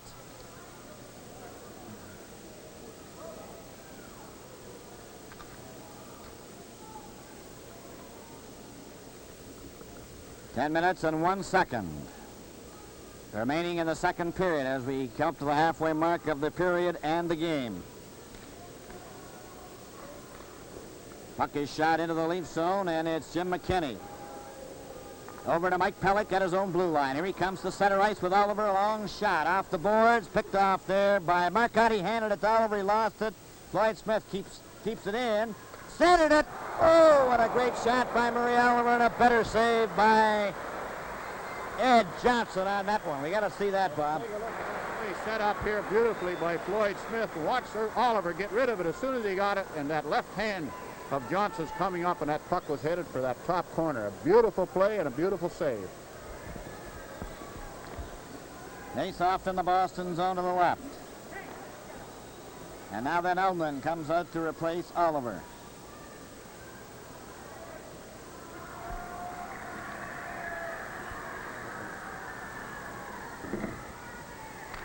Ullman trying to get it to Floyd Smith, picked off by Dallas Smith. Dallas Smith to Marcotte. Marcotte's pass. Ullman couldn't keep it in. Esposito stopped by Ullman. Ullman tried to set up Clancy. Here's a quick pass for Dallas Smith, and Mike Pellick got in the way. Mike Pellick coming straight up the ice at center for the Leafs. And his pass telegraphed. He nearly fell. McKinney for Clancy. Shot it into the corner. Rick Smith is back for Boston. Puck comes out to Marcotte. Marcotte giving it back to Esposito. Esposito flipping it over the leaf line. And it's Pellick touching it, and icing will be called as John D'Amico had a real collision with Kenny Hodge along the board. He felt that one. Well, I certainly wouldn't envy John D'Amico, because that Ken Hodge is a pretty rough, big fella. Fortunately, he held up as he ran into John, and no damage done to either of them. Boston 1, Toronto 1, 8:52 to go in the second period. Ullman, Ellis, and Henderson now with Lee and Quinn. Carlton shot the puck back for Orig. Orig goes back of the net, starts out now on his right wing, over the blue line to center. Puck bounces at the Leaf blue line and shot right back. Derek Sanderson gets a hold of it. Carlton's way inside the line, and that is called, and a deliberate offside will bring it all the way back into the Boston zone to the right. Well, there's a play you don't see called too often, although I agree it should be. Good call by John D'Amico, because there was no doubt in his mind that Derek Sanderson could have taken it back. Here's a look at one of the underrated hockey players on that Boston club, Don Ory, and possibly he was their outstanding player, I thought, in last year's Stanley Cup playoffs with Montreal. All set to go. The Leafs playing every man up inside the blue line. Ullman got the draw. Quinn let a shot go. Tried to keep it in. The Bruins bring it out. Three of them. Westfall over to Carlton. Carlton tried to center it. The Leafs all got back in time. Carlton draped along the boards by Ellis. They're trying to dig it out, and they get a hold of it with their skates, and there's no further play, but the Leafs certainly got back in a hurry. That'd be called a very frustrating type of play. Eddie Westfall having trouble to dig the puck up, and he finally dug it up and got it over to Carlton, and the puck was bouncing, and Carlton couldn't control it, and by the time they did control it, as you said, every one of the Leafs was back in position. But they had to start out with a 3-on-1 break, and they never even got a shot away. 8 minutes, 19 seconds to go in this second period. Glennie's pass deflected by Ullman to center ice. He has it handed back to him, hopped over his stick. Derek Sanderson is hauled down at the Leaf blue line. Ellis centered it out. Carlton bumped into him. Orig goes over the Leaf blue line. Kind of cut around the defense. Got his shot on the short side. Was given a jolt by Henderson. Ullman can't get it out. Derek Sanderson trying to get set for a shot. He goes down. The puck is underneath him. Finally goes loose to Westfall to Orr, and that shot was stopped by Gamble. Kept in by the Bruins, who are forechecking the Maple Leafs in their own zone. Glennie to Henderson. Henderson is checked. Sanderson knocked it right onto Ricky Lee's stick. Rick Lee. He pulls away from two checks, straight up at center. Shot it over the line to Ellis. Shot it right in front, and he missed it. Glennie moves up, shot it onto Ellis's stick. He's bumped by Westfall. Wayne Carlton just gets rid of it to center ice. Sanderson then gets a hold of it and shot it wide. Rick Lee then to Keon. Keon up at center. To the Boston line with Pulford. They're closing in. The backhand is way wide. Pellick moved up. Orr tried to get away. Pellick shoots it in. Here's Spencer closing in. Tries it again to Pulford. A backhand, and Spencer missed the rebound. Keon centered it. Spencer takes a whack at it. Johnson's got it, and they're all piled up in front of the Boston net. Around that Boston net with Edwards really putting the pressure on that Boston net. Pellick in there and forcing Johnson to make two saves, and here's finally he got it on the third shot and smothered the puck, but that action was certainly sustained, and Don Orig came up with another big save just prior to that one of Johnson. 6 minutes, 35 seconds to go in the second period.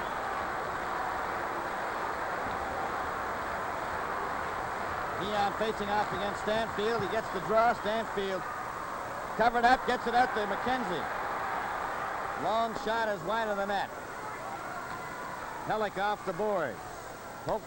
Spencer losing it to Johnny McKenzie in the corner. Centered it out, and it's going all the way back to center ice.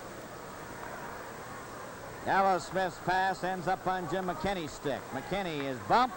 Johnny Busey gets over the blue line. One man back. He's getting into the clear. There's the backhand. Oh, and Gamble made that save and knocked it off to the side. A nice play by Busey and a good save by Gamble. Mike Pellick gets it up to Spencer at center. Spencer gets away from Rick Smith. Now it's over the line for McKenzie, and his shot Keon gets a hold of. Dave Keon back to McKinney, over to Mike Pellick, slowly over the blue line to center. And a pass for Keon, failed to click. Pulford now with it. Pulford coming up to the Boston line for Spencer to Pulford, and that failed to click, and back comes Dallas Smith over to Busick over the blue line.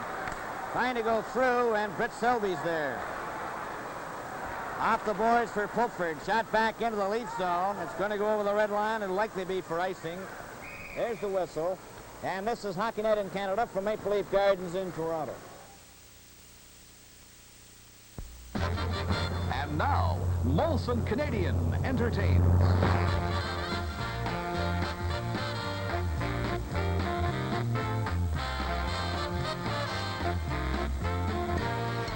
It's so smooth, so bright, that more people are turning to Canadian than ever before. It's catching when it's your turn to entertain. Serve the bright, clear lager. Molson Canadian. It's the crowd pleaser. 5 minutes, 12 seconds. There's the score, a 1-1 tie. Boston 1, Toronto 1. Don Orig. Pass to Orr. Orr covered by Oliver. Then it's Esposito pulling away at center over the line to Hodge. Back for Esposito. Ends up in the corner. Marcotte covered by Armstrong. Poke loose. Rick Lee is covered by Hodge. Esposito knocked it back on Oliver's stick. Oliver straight down the right wing. Over the line. Still has it. Dropped it for Glennie. Glennie couldn't get his shot. Esposito went down, and Orig covers up. Watched by Armstrong. Orig took it away from him. Up it comes on the left side for Marcotte to center. Takes a long shot, and Gamble covers that to Glennie. Pass to Murray Oliver. Back up to Selby. Selby is over the line. Orr breaks that up. Orr at center. Takes his shot. He missed the net. Bounces to Glennie. Glennie shot it out. Orig has it with 4 minutes remaining to Orr. He flips it right back in again. It was offside. It was a bouncing shot. Offside. And we'll have a face-off close to the red line at center. Boston 1, Toronto 1. 3:57 to go. Bill, I'd like to remind our viewers that this coming Wednesday, the Chicago Blackhawks will be here at the Gardens. So consult your local TV listings for the station and time in your area.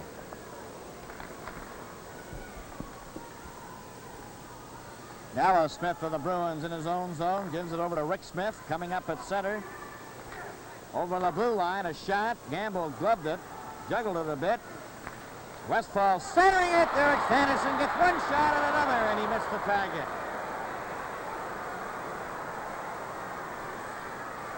Ullman coming up the center. He goes over the Boston line, stops, gets it back to Mike Pellick. Pellick shoots. That's right past the corner, but it escaped. Floyd Smith back to Pellick again, another shot. That rebounds all the way out over the blue line for Dallas Smith, who hit McKinney. McKinney to Ullman. Ullman coming back over the line, trying to get through the defense. Puck is along the boards. Eddie Westfall to Rick Smith, and he missed Cashman with his pass, and Pellick turns. Pellick hits Sanderson. Clancy digs it out to McKinney. Up for Floyd Smith. Then to Clancy. Takes a long shot. He's given a bump. Dallas Smith, then Keon shot the puck back of the net. Clancy and Rick Smith as Ellis went to the corner. The puck is loose, and Derek Sanderson has it. Sanderson just lifts it to the blue line and out. Rick Lee stopped it. Shoots it right back in again, but it's offside. This game is coming to you from Maple Leaf Gardens in Toronto. For an occasion with a little more to it, make it a festival, a Molson Festival. The great new beer with a little more to it.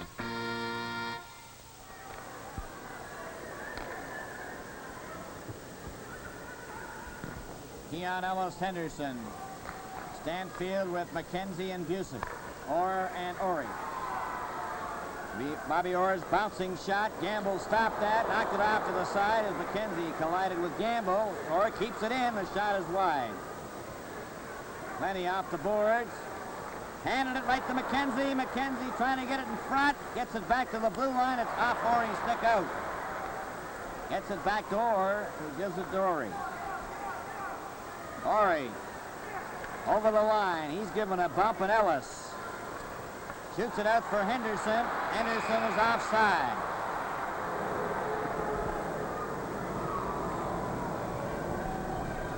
.139 to go in the second period. Boston and Toronto tied 1-1.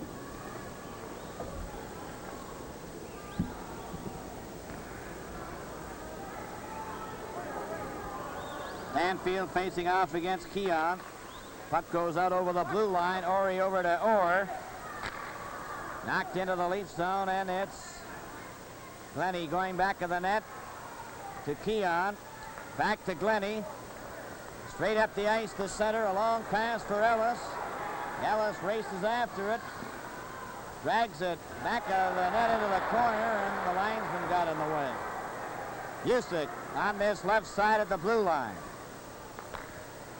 Partially blocked. Orig over to Orr. Back to Orig. For Stanfield, and Busick was offside. And the tempo is slowed down again. 1 minute and 2 seconds to go. Second period. A 1-1 tie.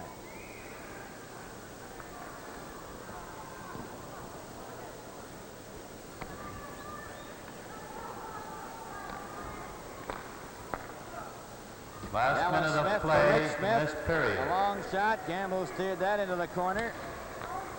McKinney feeds Murray Oliver up with Fritz Selby. He took the pass over the line. Selby going in. Tried to go by Rick Smith, who got a piece of him. Armstrong moves up, but it goes to Marcotte, to Esposito, with Hodge. They're over the line. The puck is loose, rolls out over the blue line. Rick Smith is shoved against the boards. Play is called, and we'll have another face-off with 27 seconds left.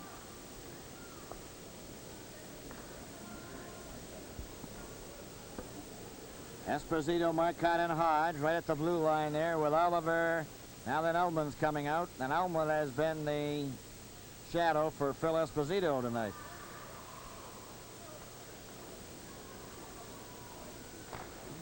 Goes back to Dallas Smith.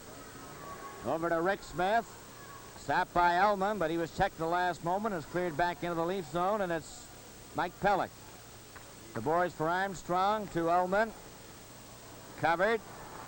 Ritz Selby then up to Ullman. Ullman to Armstrong. Going in with Selby. They're closing in. Armstrong left it for Ullman. He's right in front, trying to get his shot away, and it's underneath Rick Smith. There goes the bell. And the second period is over. From Maple Leaf Gardens in Toronto, Hockey Night in Canada.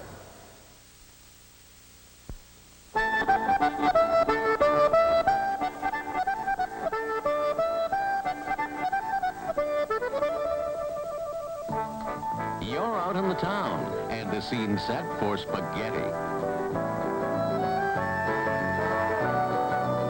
To add a little extra pleasure every time you eat out in the town, the ale that comes to your table should be cool and crisp. Molson Export Ale, the thirst breaker.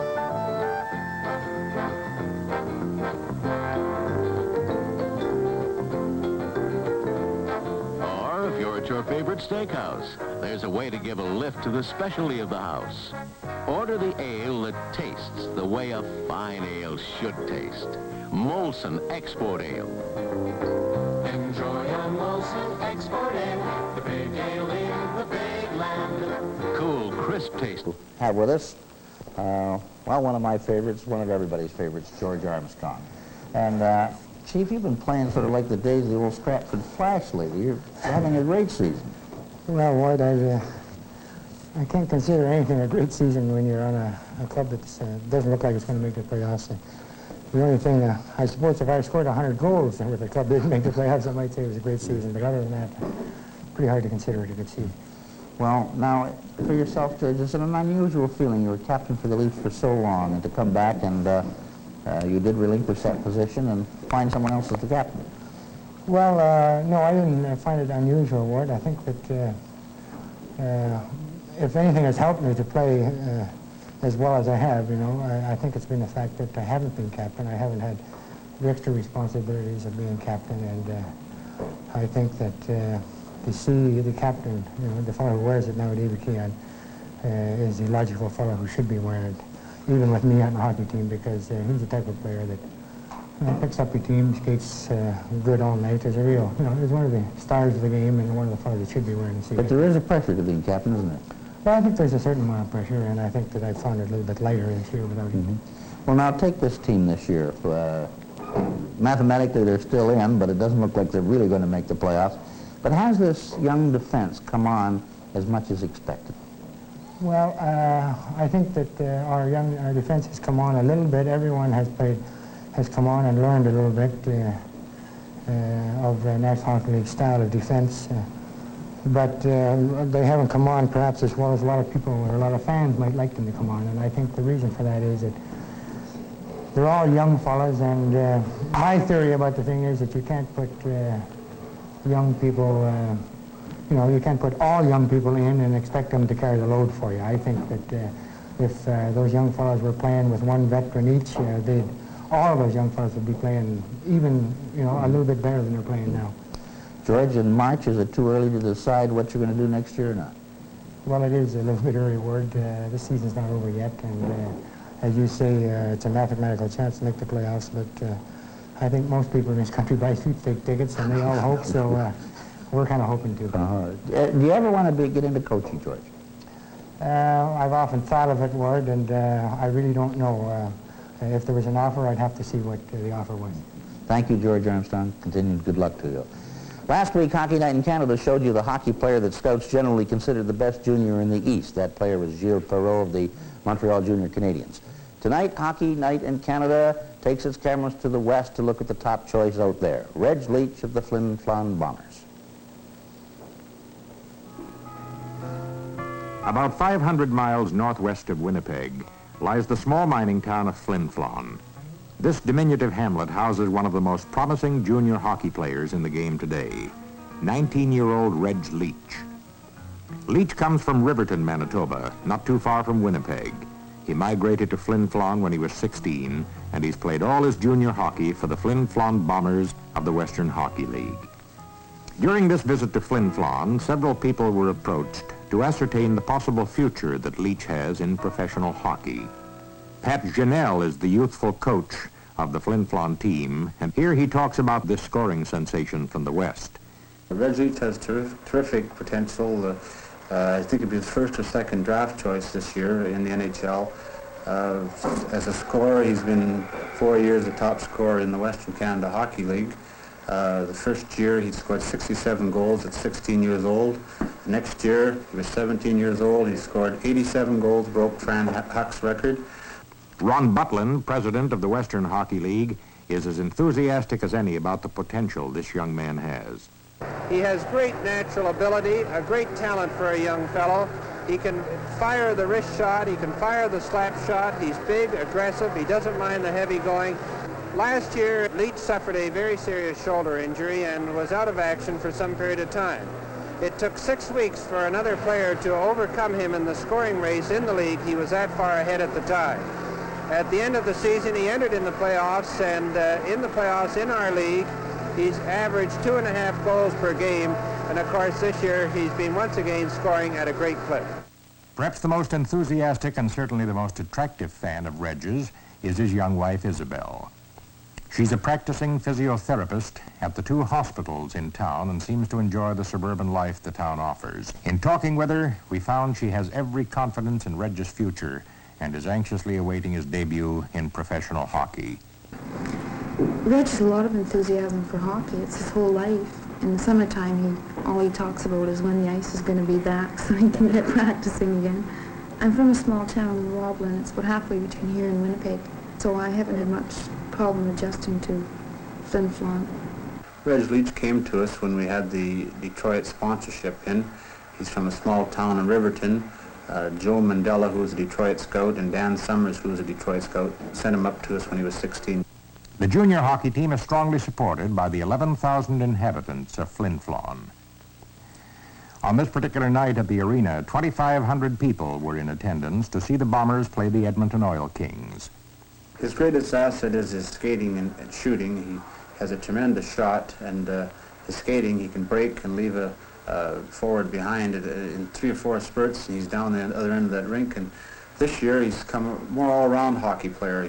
He's back checking and he's checking. He's the captain of our club. This year, right now, he's leading the league with 49 goals in 40 games, and I think he's off to another great season. He's a good positional hockey player, and his line mates know where he is at all times. In the last 6 years, from the 8 teams in the Western Canada Hockey League, which of course embraces Manitoba, Saskatchewan, and Alberta, we have produced 92 hockey players into professional hockey. In the 1969-70 season, 3 boys directly to the National Hockey League, and Bobby Clark going to Philadelphia, and Dale Hoganson going to Los Angeles, and Butch Goring also going to Los Angeles, all in the same season. Reg and his teammates beat the Oil Kings 9-2, with Reg scoring 4 of his team's 9 goals. Reg Leach is a dedicated young man who seems to have benefited from his association with hockey, and if given a chance to play in the NHL, hockey in return should benefit from the association. And there you have it, a couple of the top juniors in the land, and I'm sure that both Buffalo and Vancouver have scouted these kids well. And now another quick rundown on what's going on in the National Hockey League tonight. We've already told you about the afternoon game in St. Louis that Montreal won 6-2. But in Chicago tonight, the Rangers and the Blackhawks are really having a torrid contest. This game hadn't been 2 minutes old before 3 goals had been scored. At the 57 mark, Jean Rattel And then Jerry Pinder, the boy from Saskatoon who played for a while for the National Club, scored at 147, and Pitt Martin scored at 157 just 10 seconds later. Larry Brown evened it up at 7:49 from Fairburn and Tuchuk to even it up at 2 apiece. First period over in Minnesota, still no score, and of course there's nothing from the coast. This coming weekend, the Chicago Blackhawks will be here at the Garden, so consult your local TV listing for the time and the station in your area. Hockey Night in Canada continues in just a moment. Oh, come on. Don't be shy. We know you. That's better. Now, there you are. Molson Export Ale. A great thirst breaker after a game of golf. Export Ale.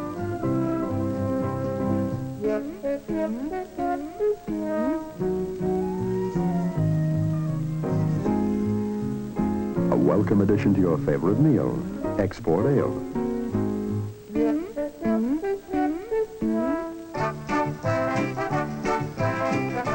A refreshing taste at a party or friendly gathering. Export Ale. The ale that tastes the way a fine ale should taste. Big in flavor, big in popularity. Canada's largest selling ale. The big ale in the big land. Molson Export Ale. Bob Golden joins us again. And Bob, how can we have a game where the first period is so fast, so hard-hitting, and then that period so cautious, so slow? Well, I think what's developing, Ward, and I think probably Harry Sinden has talked to his players, you know, the longer they go with the score being tied, let's not take a chance and come out of here with a tie. A point at this stage of the schedule is pretty important to any club, and especially Boston trying to hold on to first place. So I think it developed into a close checking game, and this third period we're liable to see some more of the same.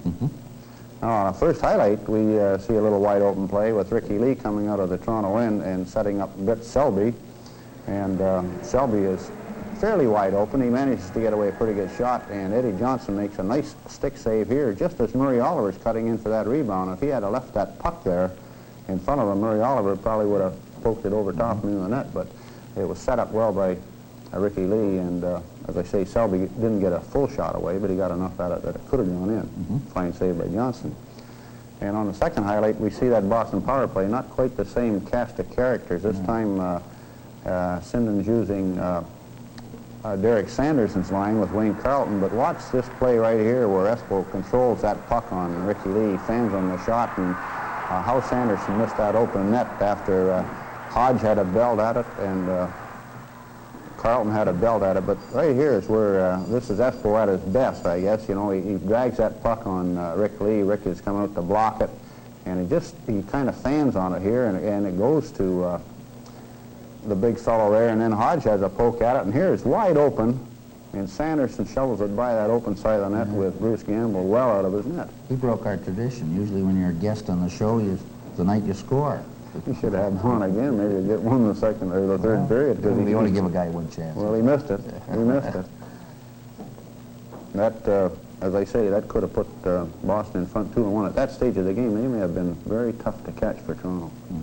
So I think we'll see this third period very, very close checking. Boston's certainly not going to take any chances. The Leafs may open it up, and if they open it up, then they're going to leave themselves open for some Boston chances. But I don't think that Boston club is going to take too many chances out there. Thank you, Bob Golden. Here at Maple Leaf Gardens in Toronto, the score at the end of the second period, Boston Bruins 1, Toronto Maple Leafs 1. After 5 years of research, Imperial Oil announces a whole new concept in tire buying. The Mark Series, 5 tires, each built and priced for a particular kind of driver. 5 tires, tomorrow's tires today.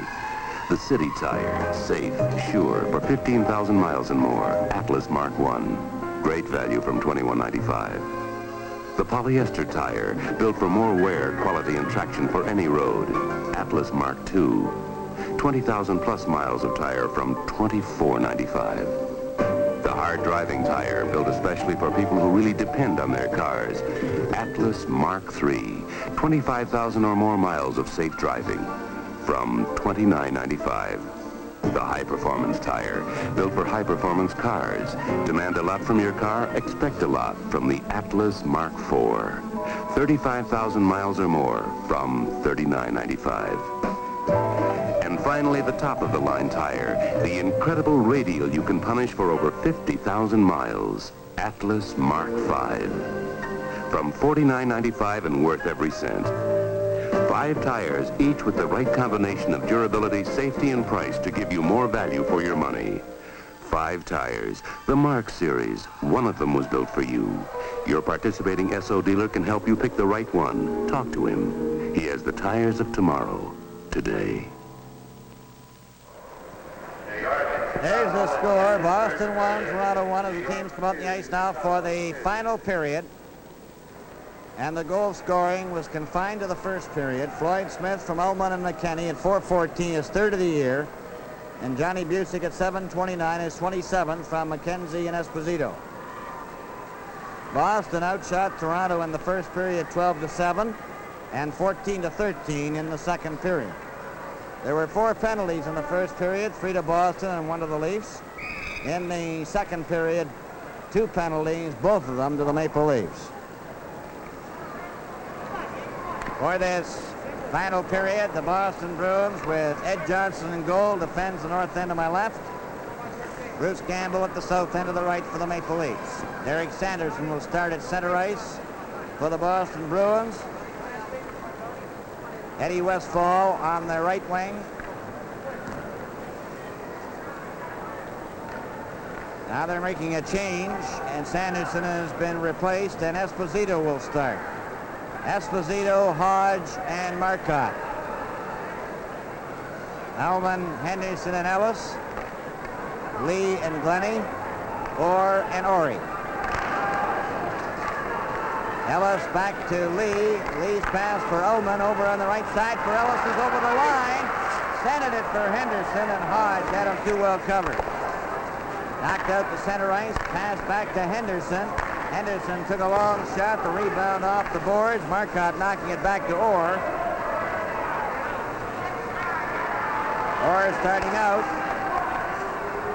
Flipping it to Esposito for Hodge. Long shot by Kenny Hodge, and Glennie hit it right on the Hodge's stick, another shot, and that's wide. Ellis and Marcotte over on the right wing. Esposito comes up with it. Ullman then takes it away from him. Ullman to Lee. Rick Lee coming out. A pass to Ullman up at center. Long shot off the boards. Marcotte gets in ahead of Ellis. Gets it over to Esposito.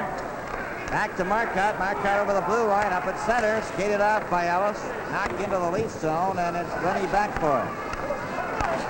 Glennie up to Henderson. Pass intercepted by Orig. Shot it off Esposito. Glennie holding it there, and it gets all tied up with Neil Armstrong, and that's where play ends.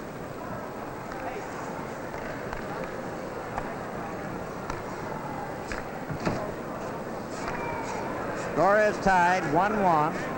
Boston 1, Toronto 1.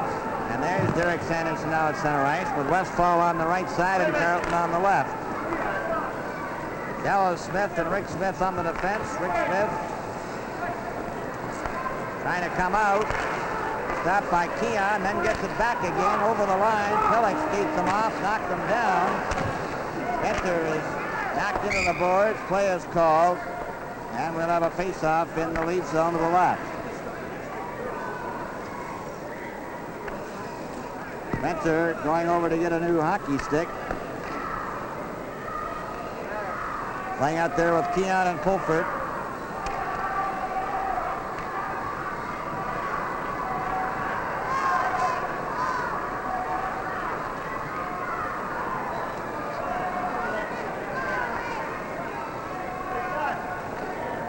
Spencer took a real hard jolt against the boards, and I believe he's going to get a rest. Clancy comes over the boards.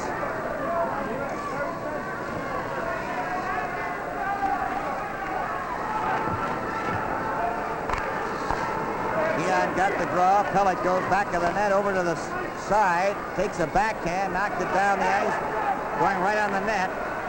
And Johnson's gets it over to Rick Smith. And Eddie Westfall. Eddie Westfall coming out. Dropped it to Dallas Smith. Dallas Smith partially blocked by Pulford. Pulford gets it away from him. Shoots it back in again, and Sanderson's back for it. Nancy up, cruising around. Keon deflects it. It goes out. Pellick knocks it right back in again. Rick Smith back in the net, watched by Keon. They go to the boards. It's all tangled up in their skates. Play is called, and we'll have a face-off in the Boston zone to the left. Toronto Maple Leaf Club taking a page out of that Boston team's forechecking, because this is where Boston excel, especially that line of with Westphal and Sanderson on. They're very good deep in the opposing team's end, but Keon's line certainly had the scales and tipping on their side on that shift. Still, the checking continues to be reasonably close. Orig knocking it to Orr. Orr now winding up, starts out, pulls away from Oliver to center. Goes over to the left wing, over the blue line, covered by Armstrong. Ricky leaves against the boards. Orr's on top of him, and that's where the play ends. Looks like they're having a bit of a huddle on the ice. Every time that young fella Orr carries the puck, he shows you a different move. Bill, he made about 4 different moves in that one play. Oliver shot the puck into the corner. Quickly off the boards for Britt Selby. It hits Stanfield. Armstrong gets it for Oliver. Oliver can't get by Ory. Johnny McKenzie on the right wing. Gets it up for Stanfield. Stanfield takes a long shot wide of the net. Gamble off the glass. Quinn lost it to McKenzie. McKenzie trying to center it. It's underneath McKenzie. They're trying to kick it out. Selby. Then to Murray Oliver. Up to Selby. Selby to Armstrong. Back to Oliver. Over the line. Took his shot, and Johnson got his rub on that. Beat around on the boards. Quinn jammed there by Murray. Released by McKenzie as Murray Oliver up doing a bit of forechecking. Goes out over the blue line. Shot in again offside. And that's where the faceoff will be, outside the blue line. Murray Oliver seems to be at home at center ice because he played most of his junior at center. Well, I noticed Johnny McClellan's running the 3 centers and shifting them to various lines. He's working 3 centers with 4 different forward combinations, so they're getting more than their share of work tonight. And they got another hockey game tomorrow. Well, as you said, that's not a new position to Murray Oliver, because he played there with Detroit, and he played there also with Boston, and for different periods with Toronto Maple Leafs. Dallas Smith up for Sanderson, ends up on McKenny's stick. McKenny, a quick pass for Keon. Johnson wrapped it off the boards. Dallas Smith then to Cashman, to Sanderson, back to Cashman. Checked by Keon. Mike Pellick shot it off the boards for Floyd Smith. He missed it. A pass for Cashman's going down the ice. Mike Pellick going back for it first. Touched it. And that is icing called against the Boston Bruins. Excuse me, sir. What does that so extra performance mean to you? Economy. Mile after mile.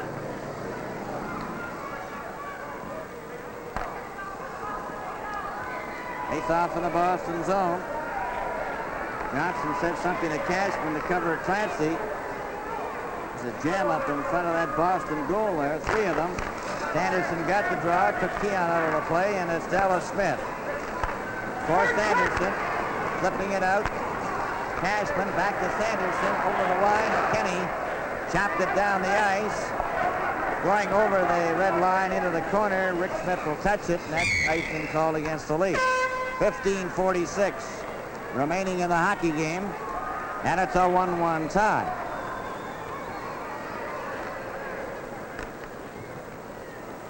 With a good look at Eddie Westphal, at all reliable on that right wing for Boston, who game in and game out is probably their steadiest performer. A shot right from the faceoff that Gamble has to save. Mike Pellick off Keon, goes into the Boston zone, shot out again. Derek Sanderson knocked the puck into the Leaf zone. Gamble off the board, stopped by Cashman. Cashman set it in, and Keon comes up with it. Keon straight down the ice, over the blue line. Stop. centered it. Clancy got his shot, but it's wide. Dallas Smith holding it against the boards, and he held it long enough for a face-off.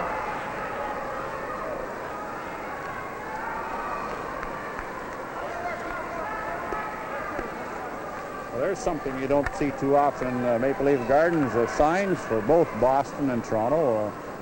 You see them in the American cities, but not too often. You see them hanging either in the Maple Leaf Gardens or Montreal Forum. Laviore back of the Bruin goal. Now he starts out. Past Esposito. Esposito with Hodge and Marcotte. A wide shot off the boards. Henderson got in ahead of Hodge. Hodge falls. Down the ice comes Ullman with Ellis and Henderson at center. Pass to Henderson over the line. Henderson stops. Trying to set up Ullman. Hodge checked the first time, trying it again to Esposito. He backhands the puck into the Leaf zone. Rick Lee. Nearly got trouble in front of his own net, but carries it out. Henderson is checked by Hodge. Then Glennie. Coming back. Center, there's going to be a tripping penalty to the Bruins. It goes over the line or touches it, tripping against Hodge. If you want extra performance from your car, you should use a gasoline with something extra in it. Take SO Extra. SO Extra has a blend of additives to provide, among other things, quick starting, fuel economy. But there is one additive in SO Extra that no other gasoline has. We call it the engine cleaner. The engine cleaner additive helps prevent the buildup of deposits here in the crankcase and here in the fuel system. If you want to see the difference between a gasoline without the engine cleaner and SO Extra with the engine cleaner additive, just look at these intake valves. After only 10,000 miles in car dynamometer tests, yes, SO Extra with the engine cleaner can help maintain your car's performance. It'll help you get a smoother running engine, better fuel economy, and longer engine life. And that's why we call SO Extra the performance gasoline.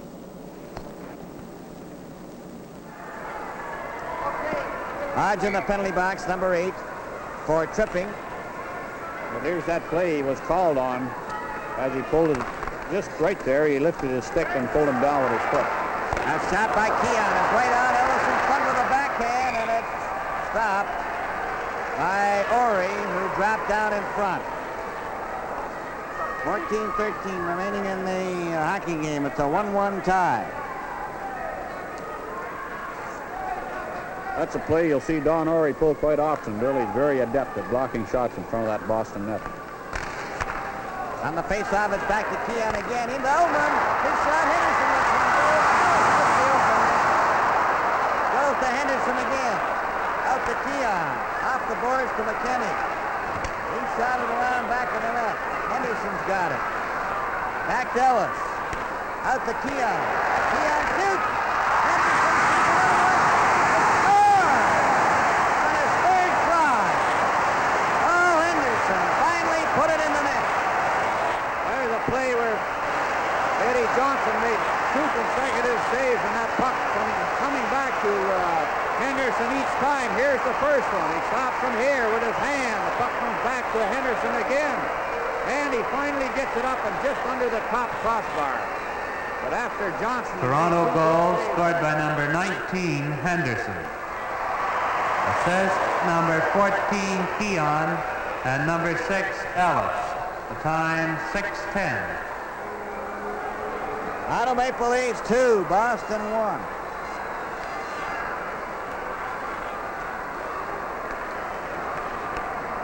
Campbell goes after it. Hodge was in the penalty box when Henderson scored to give the Leafs the 2-1 lead. Murray Oliver to Glennie. Takes a long shot, wide of the net. The rebound to Rick Smith. Against the boards. Kick loose to Johnny McKenzie. McKenzie hit Oliver. Comes back to Glennie. He moves over the red line and shoots it right back in again.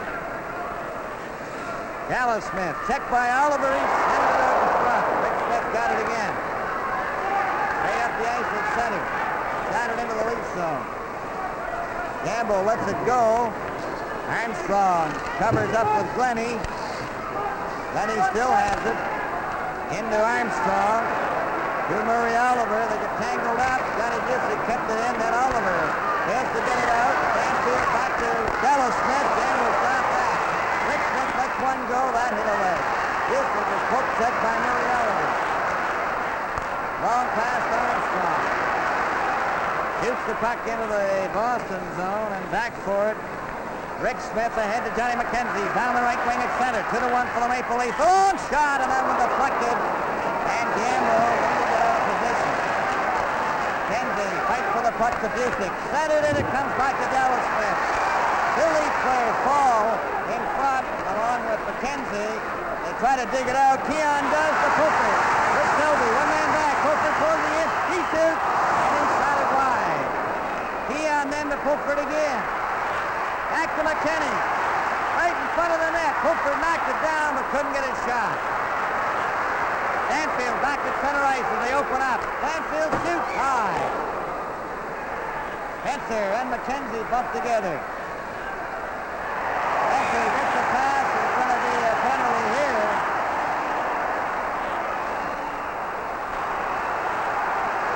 There are two of them going off. Pellick and McKenzie. Take a look at that little bit of a hassle going on here with McKenzie and Pellick, and there's certainly no love lost in there, and Pellick certainly took the worst of that. Not only did he get a stick in the face, but he came up with a 2-minute penalty also.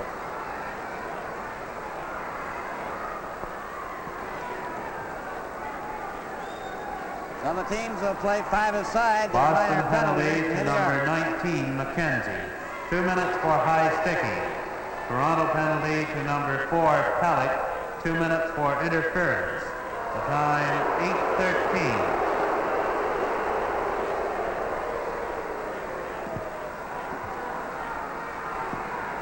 .8:13 is the time of the high sticking and interference penalties. The teams are at five-a-side.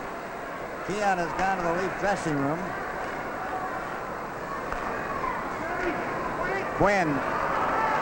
Pass to McKinney.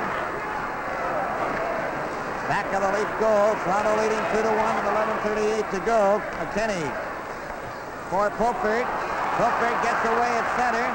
Lost it at the Boston line. Carlton took his man out. McKinney coming over the line with Ullman. The puck was knocked down with a high stick. Play is called as Sanderson is out there with Carlton, Orig, and Orr. For some reason, Bob, Keon has gone to the dressing room. Well, I don't know what it would be, Bill, because I never saw anything happen to him out there, or maybe...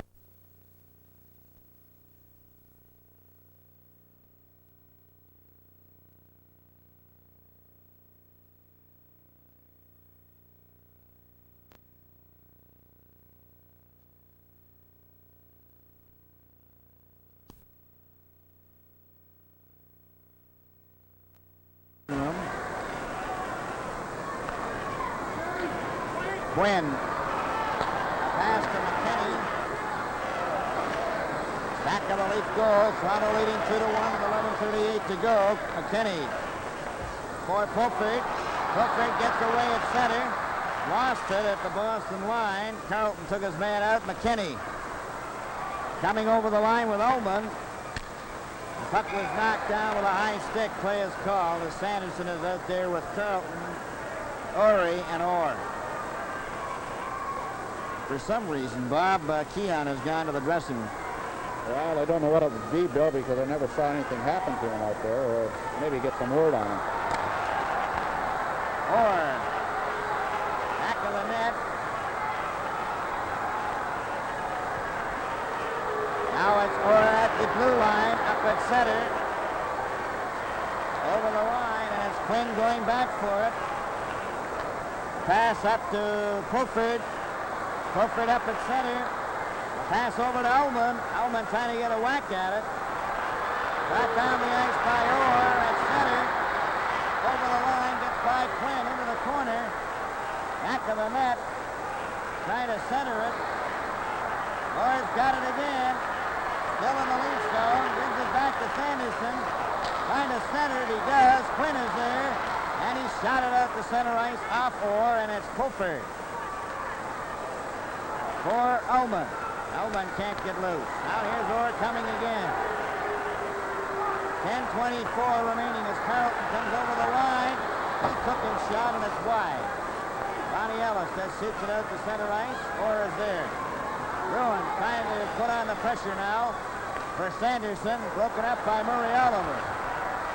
Oliver over the line. Dropped it back, and Lee didn't get up in time. Rick Lee now takes his shot. Johnson stopped that to Orr. 9:56 remaining as Esposito comes up to center. Trying to go through the defense. Ellis chopped it to Glennie. Murray Oliver coming back with Pellick. Shot in, caught by Johnson offside, and a face-off outside the blue line.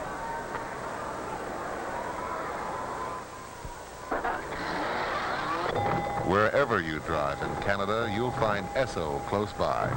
Something extra from Esso. Esposito, Hodge, and Marcotte. Gallo Smith and Rick Smith. Keon's back out there now with Henderson and Ellis. Probably something was wrong with his equipment. A long shot offside at the Boston blue line. 9 minutes and 34 seconds remaining in the game. It's 2-1 for the Maple Leafs. The tie-breaking goal scored by Paul Henderson from Keon and Ellis is 14th of the year.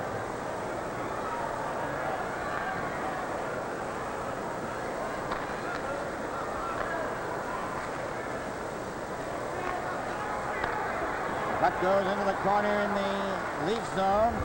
Shot around for Ellis. They hold it against the boards, and we'll have another face-off.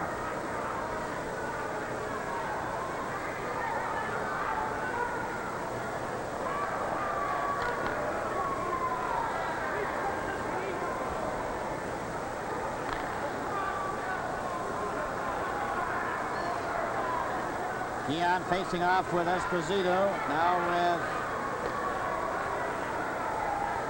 Marcotte, who's been chased out, so is Keon. Ricky Lee is in there. The puck is dropped. Lee got the face-off. It's knocked back to Esposito. A shot right in front of the net. Henderson gets the rebound. Brings it up to center ice. Over the blue line. Took his shot. It's high. Esposito has it. And it's over Hodge. Keon let it go. And Ron Ellis brings it out. A pass for Keon. And they're going to call him offside at the Boston line. Otherwise, he was gone. At a time score, New York Rangers 3, Chicago Blackhawks 2. Walter Tkachuk from Rod Gilbert. 15:55 of the second period. Rangers 3, the Blackhawks 2.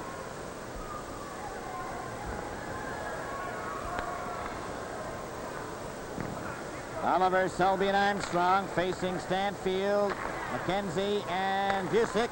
And Stanfield was in the clear. Busick been able to get it to him. Stanfield hit by Pellick. Kenny in possession in his own zone to Mike Pellick. Up to Britt Selby. Selby goes down the left wing over the blue line to Murray Oliver. Oliver centered it, but it was stopped by Orr. Orr feeds Sonny McKenzie. McKenzie coming down the right wing. Stopped by Selby. Gets it out over the blue line. Now then Orr, alone. Trying to go through, and McKennie shot it to the wing, but not out. Orr a drive, and McKenzie was standing in front. Just failed to reach it. Pellick is hit by Stanfield. Britt Selby over the line. A pass back for Murray Oliver. And Stanfield is there. Oliver after him. Cleared back to Orr. Shooting it to Orig with 8 minutes left. Up to Stanfield. Stanfield at center. Pass over to McKenzie. Over the line. Missed a check from Glennie. Stanfield in for Orig. Armstrong covered him. And gets the puck out to center ice. Now then it's Orr. Coming to the Leaf line. Takes his shot, and Gamble stopped that. Keon to Rick Lee. Rick Lee pulled away from a check. Coming up the center to Keon. Over the line to Clancy. Takes his shot. Johnson just got his glove in the way of that shot. Cleared down the ice by the Bruins. Glenny's going back for it. It's over the red line. That's going to be icing.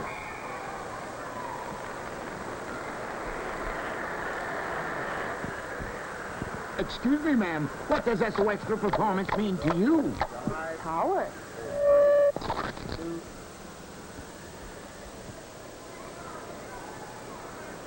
Face off in the Bruins zone. Brian Spencer has gone to the Leaf dressing room. Here's a chance for Floyd Smith. Right on with his drive. Keon trying to center it again. It goes to Sanderson. Sanderson getting it up to Carlton. Carlton on the left wing to center. To the Leaf line. For Westfall. Broken up by Floyd Smith. And he saw Tansey going straight down the ice.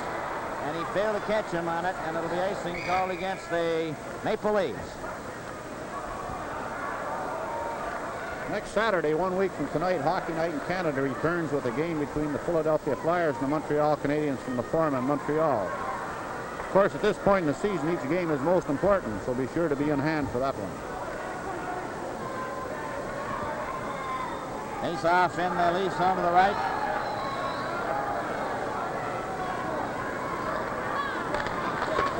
The puck goes loose to Sanderson. Backhand is wide. Westfall gets a hold of the puck. Knocked by Pellick to Henderson, and his pass from Ullman to Ellis was broken up. Pellick has lost his stick. McKinney up to Ellis, then to Ullman. Ullman for Henderson. Johnson knocked it off to the wing, and it's Eddie Westfall shooting it up to Sanderson again. Stopped by Ronnie Ellis to Paul Henderson. Back to Jim McKinney. Over to Mike Pellick. Then to McKinney. McKinney straight up the ice at center. He flips one in. Johnson covered that.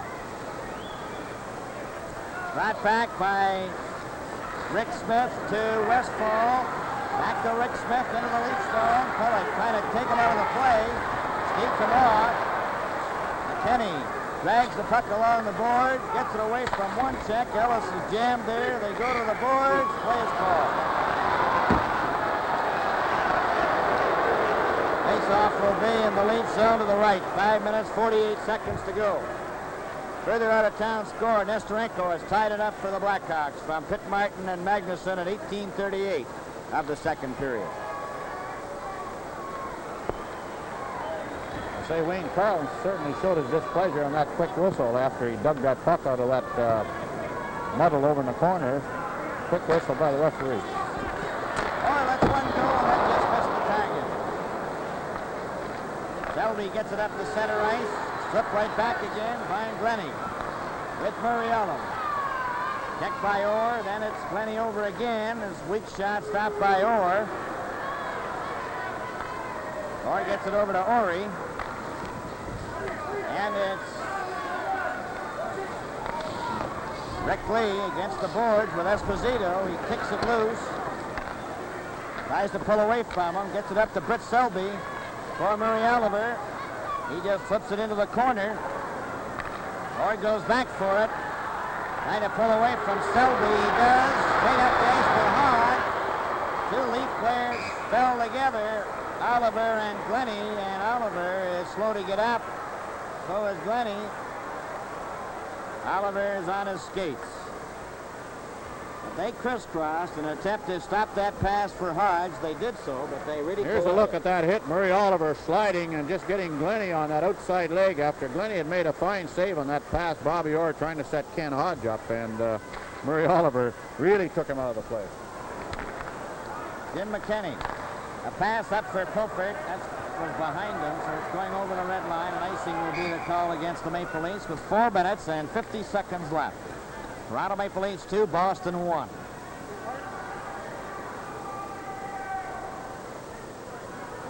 Keon, Pilford, Smith, Pellick and McKinney, Esposito, Hodge, Marcotte, Ory, and Orr.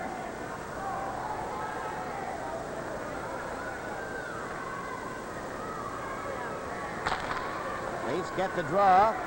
Pellick for Keon. Keon handled it to Hodge. He's trying to center it. Keon knocks it to Pilford. Pilford back to Pellick. Pellick to McKinney. McKinney to Keon. Keon is gaining momentum now at center. Nearly got over the line as a delayed whistle. Ori's going way back. Tips it out to Marcotte. Esposito's loose. Gets it over the line way offside.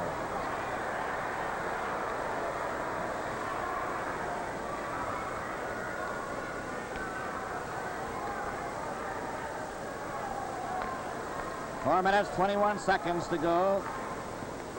Bruins are making a change, and the two teams are quite tired, Bob, at this time. There doesn't seem to be too much left there. I thought maybe Boston would start to pull out all the stops because they really need this point, but they don't seem to maybe have too much left.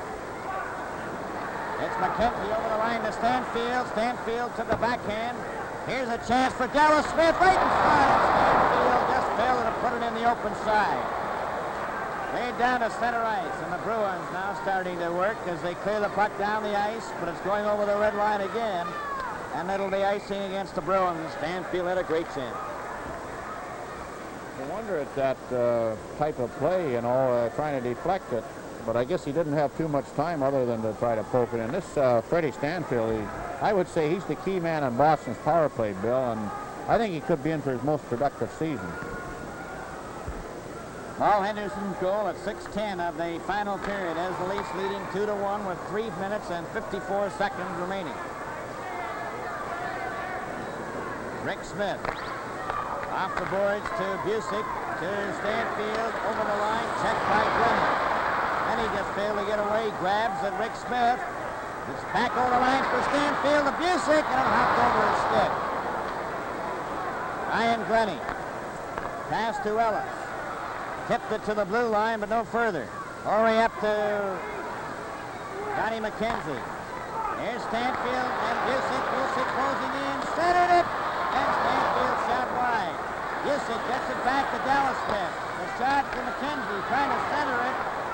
Ullman around on the boards for Henderson, who tips it down the ice.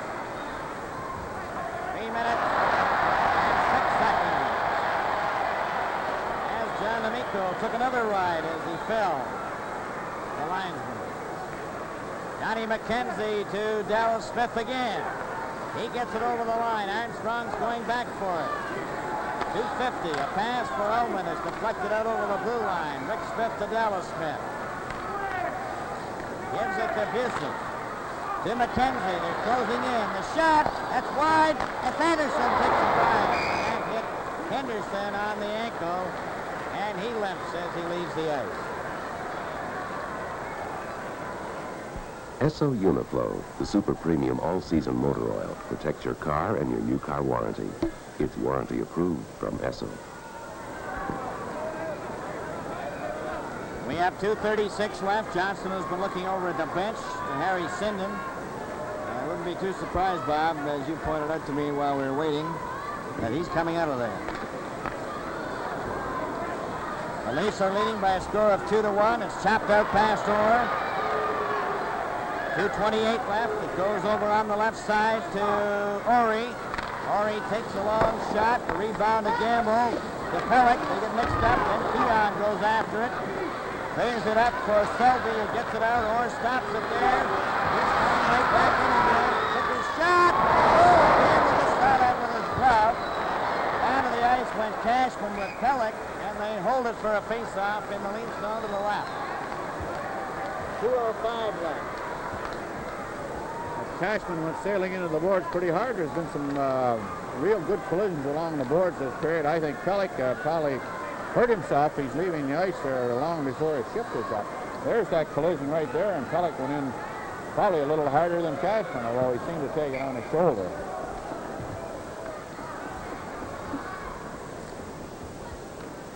Esposito's out there on the defense now. Along with Orr, Westfall, Sanderson, and Cashman. Ullman got the draw. Glenny along the boards. It's cleared back. Selby gets it out, and it goes back to the Boston blue line with 1 minute and 54 seconds left. 2-1 for the Maple Leafs. Esposito stopped by Ullman. The puck is along the boards. Armstrong took a shot that just missed the target. Westfall gives it to Orr. Here comes Orr up the center. Shot was knocked down. Orr gets it back to Esposito. Esposito's shot knocked down by Ricky Lee. Here's Sanderson getting a chance. Right in front of the net. Alvin has checked. Sanderson's got it again, a shot. Rick Lee fell in front of him. Sanderson again. Back to Orr. There goes the shot. Campbell gave it out to the wing, and Ricky Lee fights for it along the board. Ricky Lee comes up with it. Out over the blue line to center. Waits. And then just flicks it into the corner with a minute remaining. Last minute of play in checked the by game. Ellis. Centered it for Ullman. Ullman for Ellis. Back to Pulford. He shot it back into the corner, back of the net. Orr is trying to come out. This pass to Cashman. Here comes Johnson. The puck is knocked into the corner with 40 seconds. Ricky Lee goes down on the boards with the puck underneath him.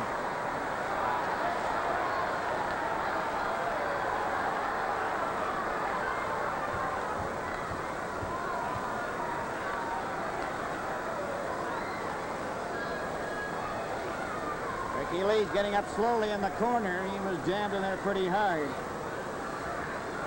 And he's really been playing a very sound hockey game for the Leafs tonight. He's been very good at his own end, and not only in his own end, but lugging that puck out of there and bringing it out, or getting it out of the danger zone.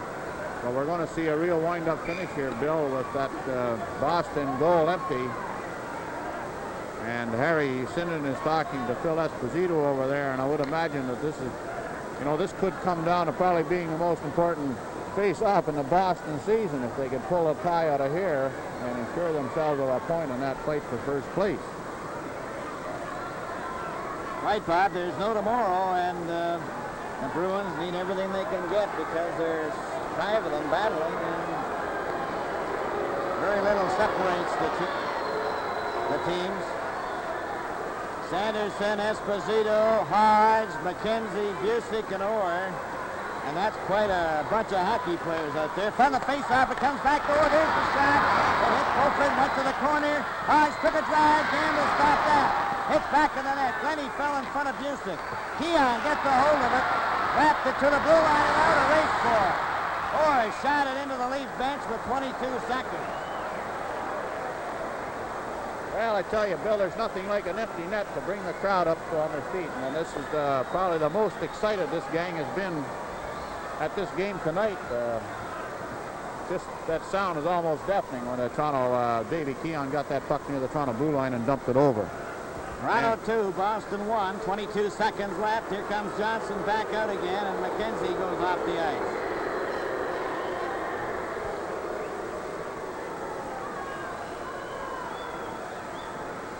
Sanderson, Hodge, Busick, Orr, and Esposito.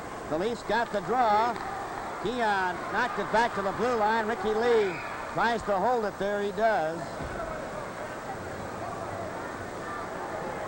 And the faceoff will be at the Leaf blue line just inside, and Johnson is way out of the net.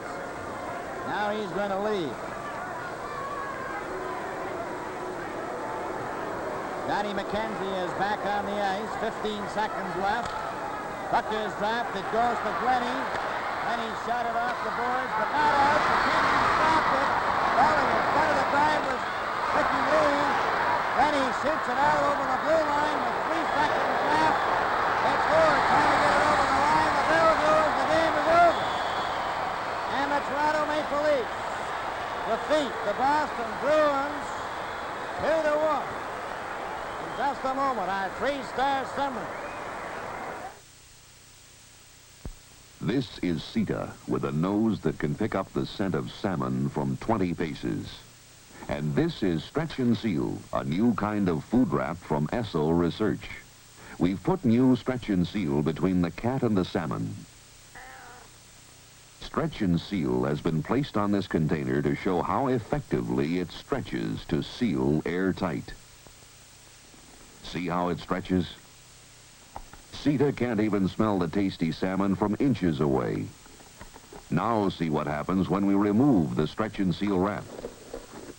Stretch and Seal seals so effectively it fools a hungry cat. Stretch and Seal has this unique combination of stretch and strength to seal airtight without tearing.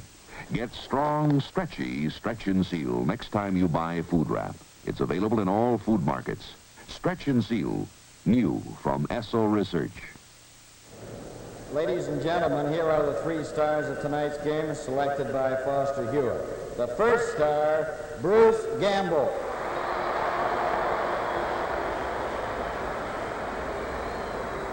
The second star, Bobby Orr.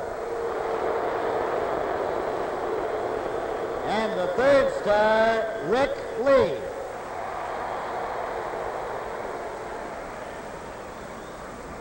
Well, Foster, they didn't break the hex. It's been going on for years, and it's going to carry on through to the end of this season. Well, it's amazing, Jack. You watch them. The Bruins put on a tremendous amount of pressure there time and time again, but they just couldn't finish off their plays. I thought Bobby Orr played a very spectacular game, but wasn't nearly as effective as he usually is. Well, there's no man in hockey today with such moves.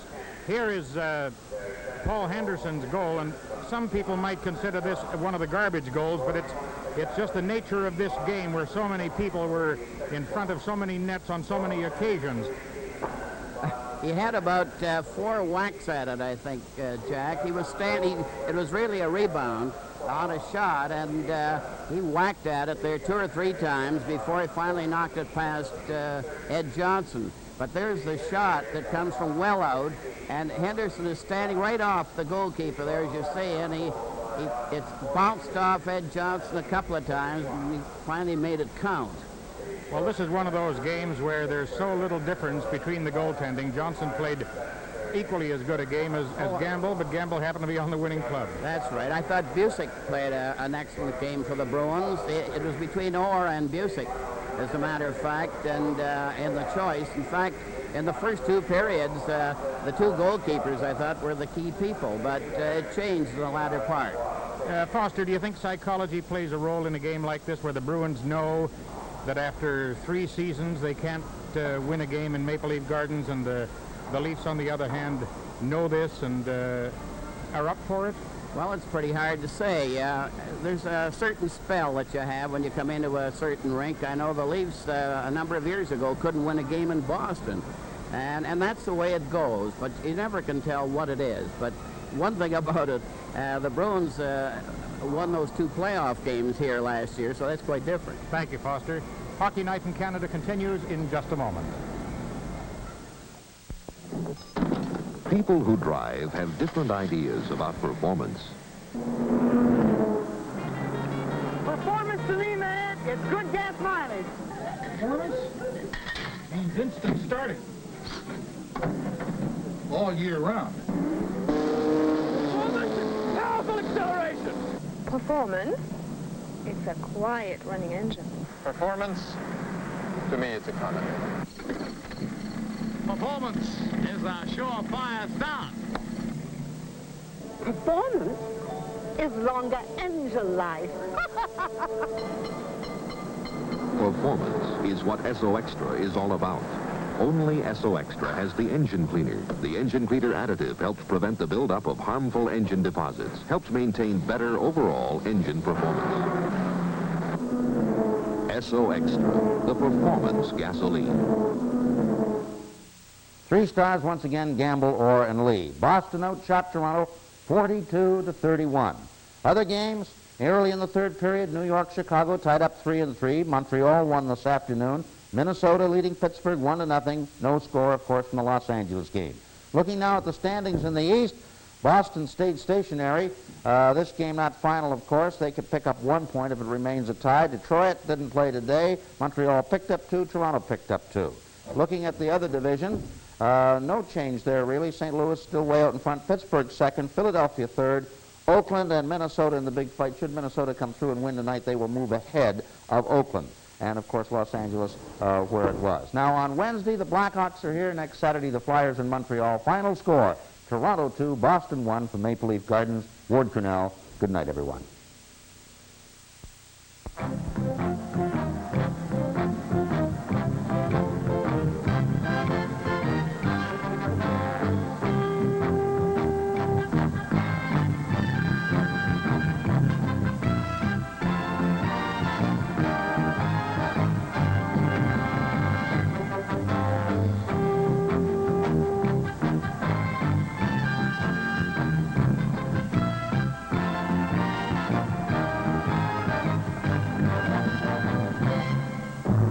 Hockey Night in Canada, brought to you by Molson's, brewers of Molson Export Ale and Molson Canadian Lager Beer, Imperial Oil, and Esso dealers, agents, and distributors.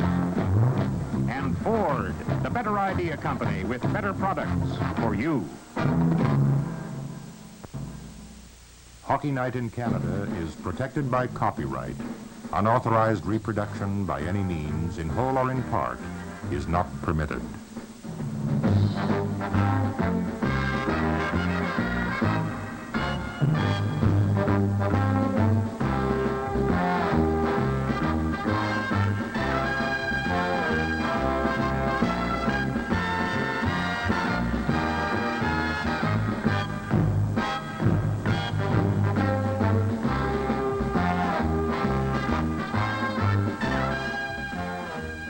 Stay tuned now for the toe-tapping beat of Country Time with special guests Fred McKenna, Juanetta Henderson, and the Boutillier brothers. Join Vic Mullen and the Hickories next on CBC Television.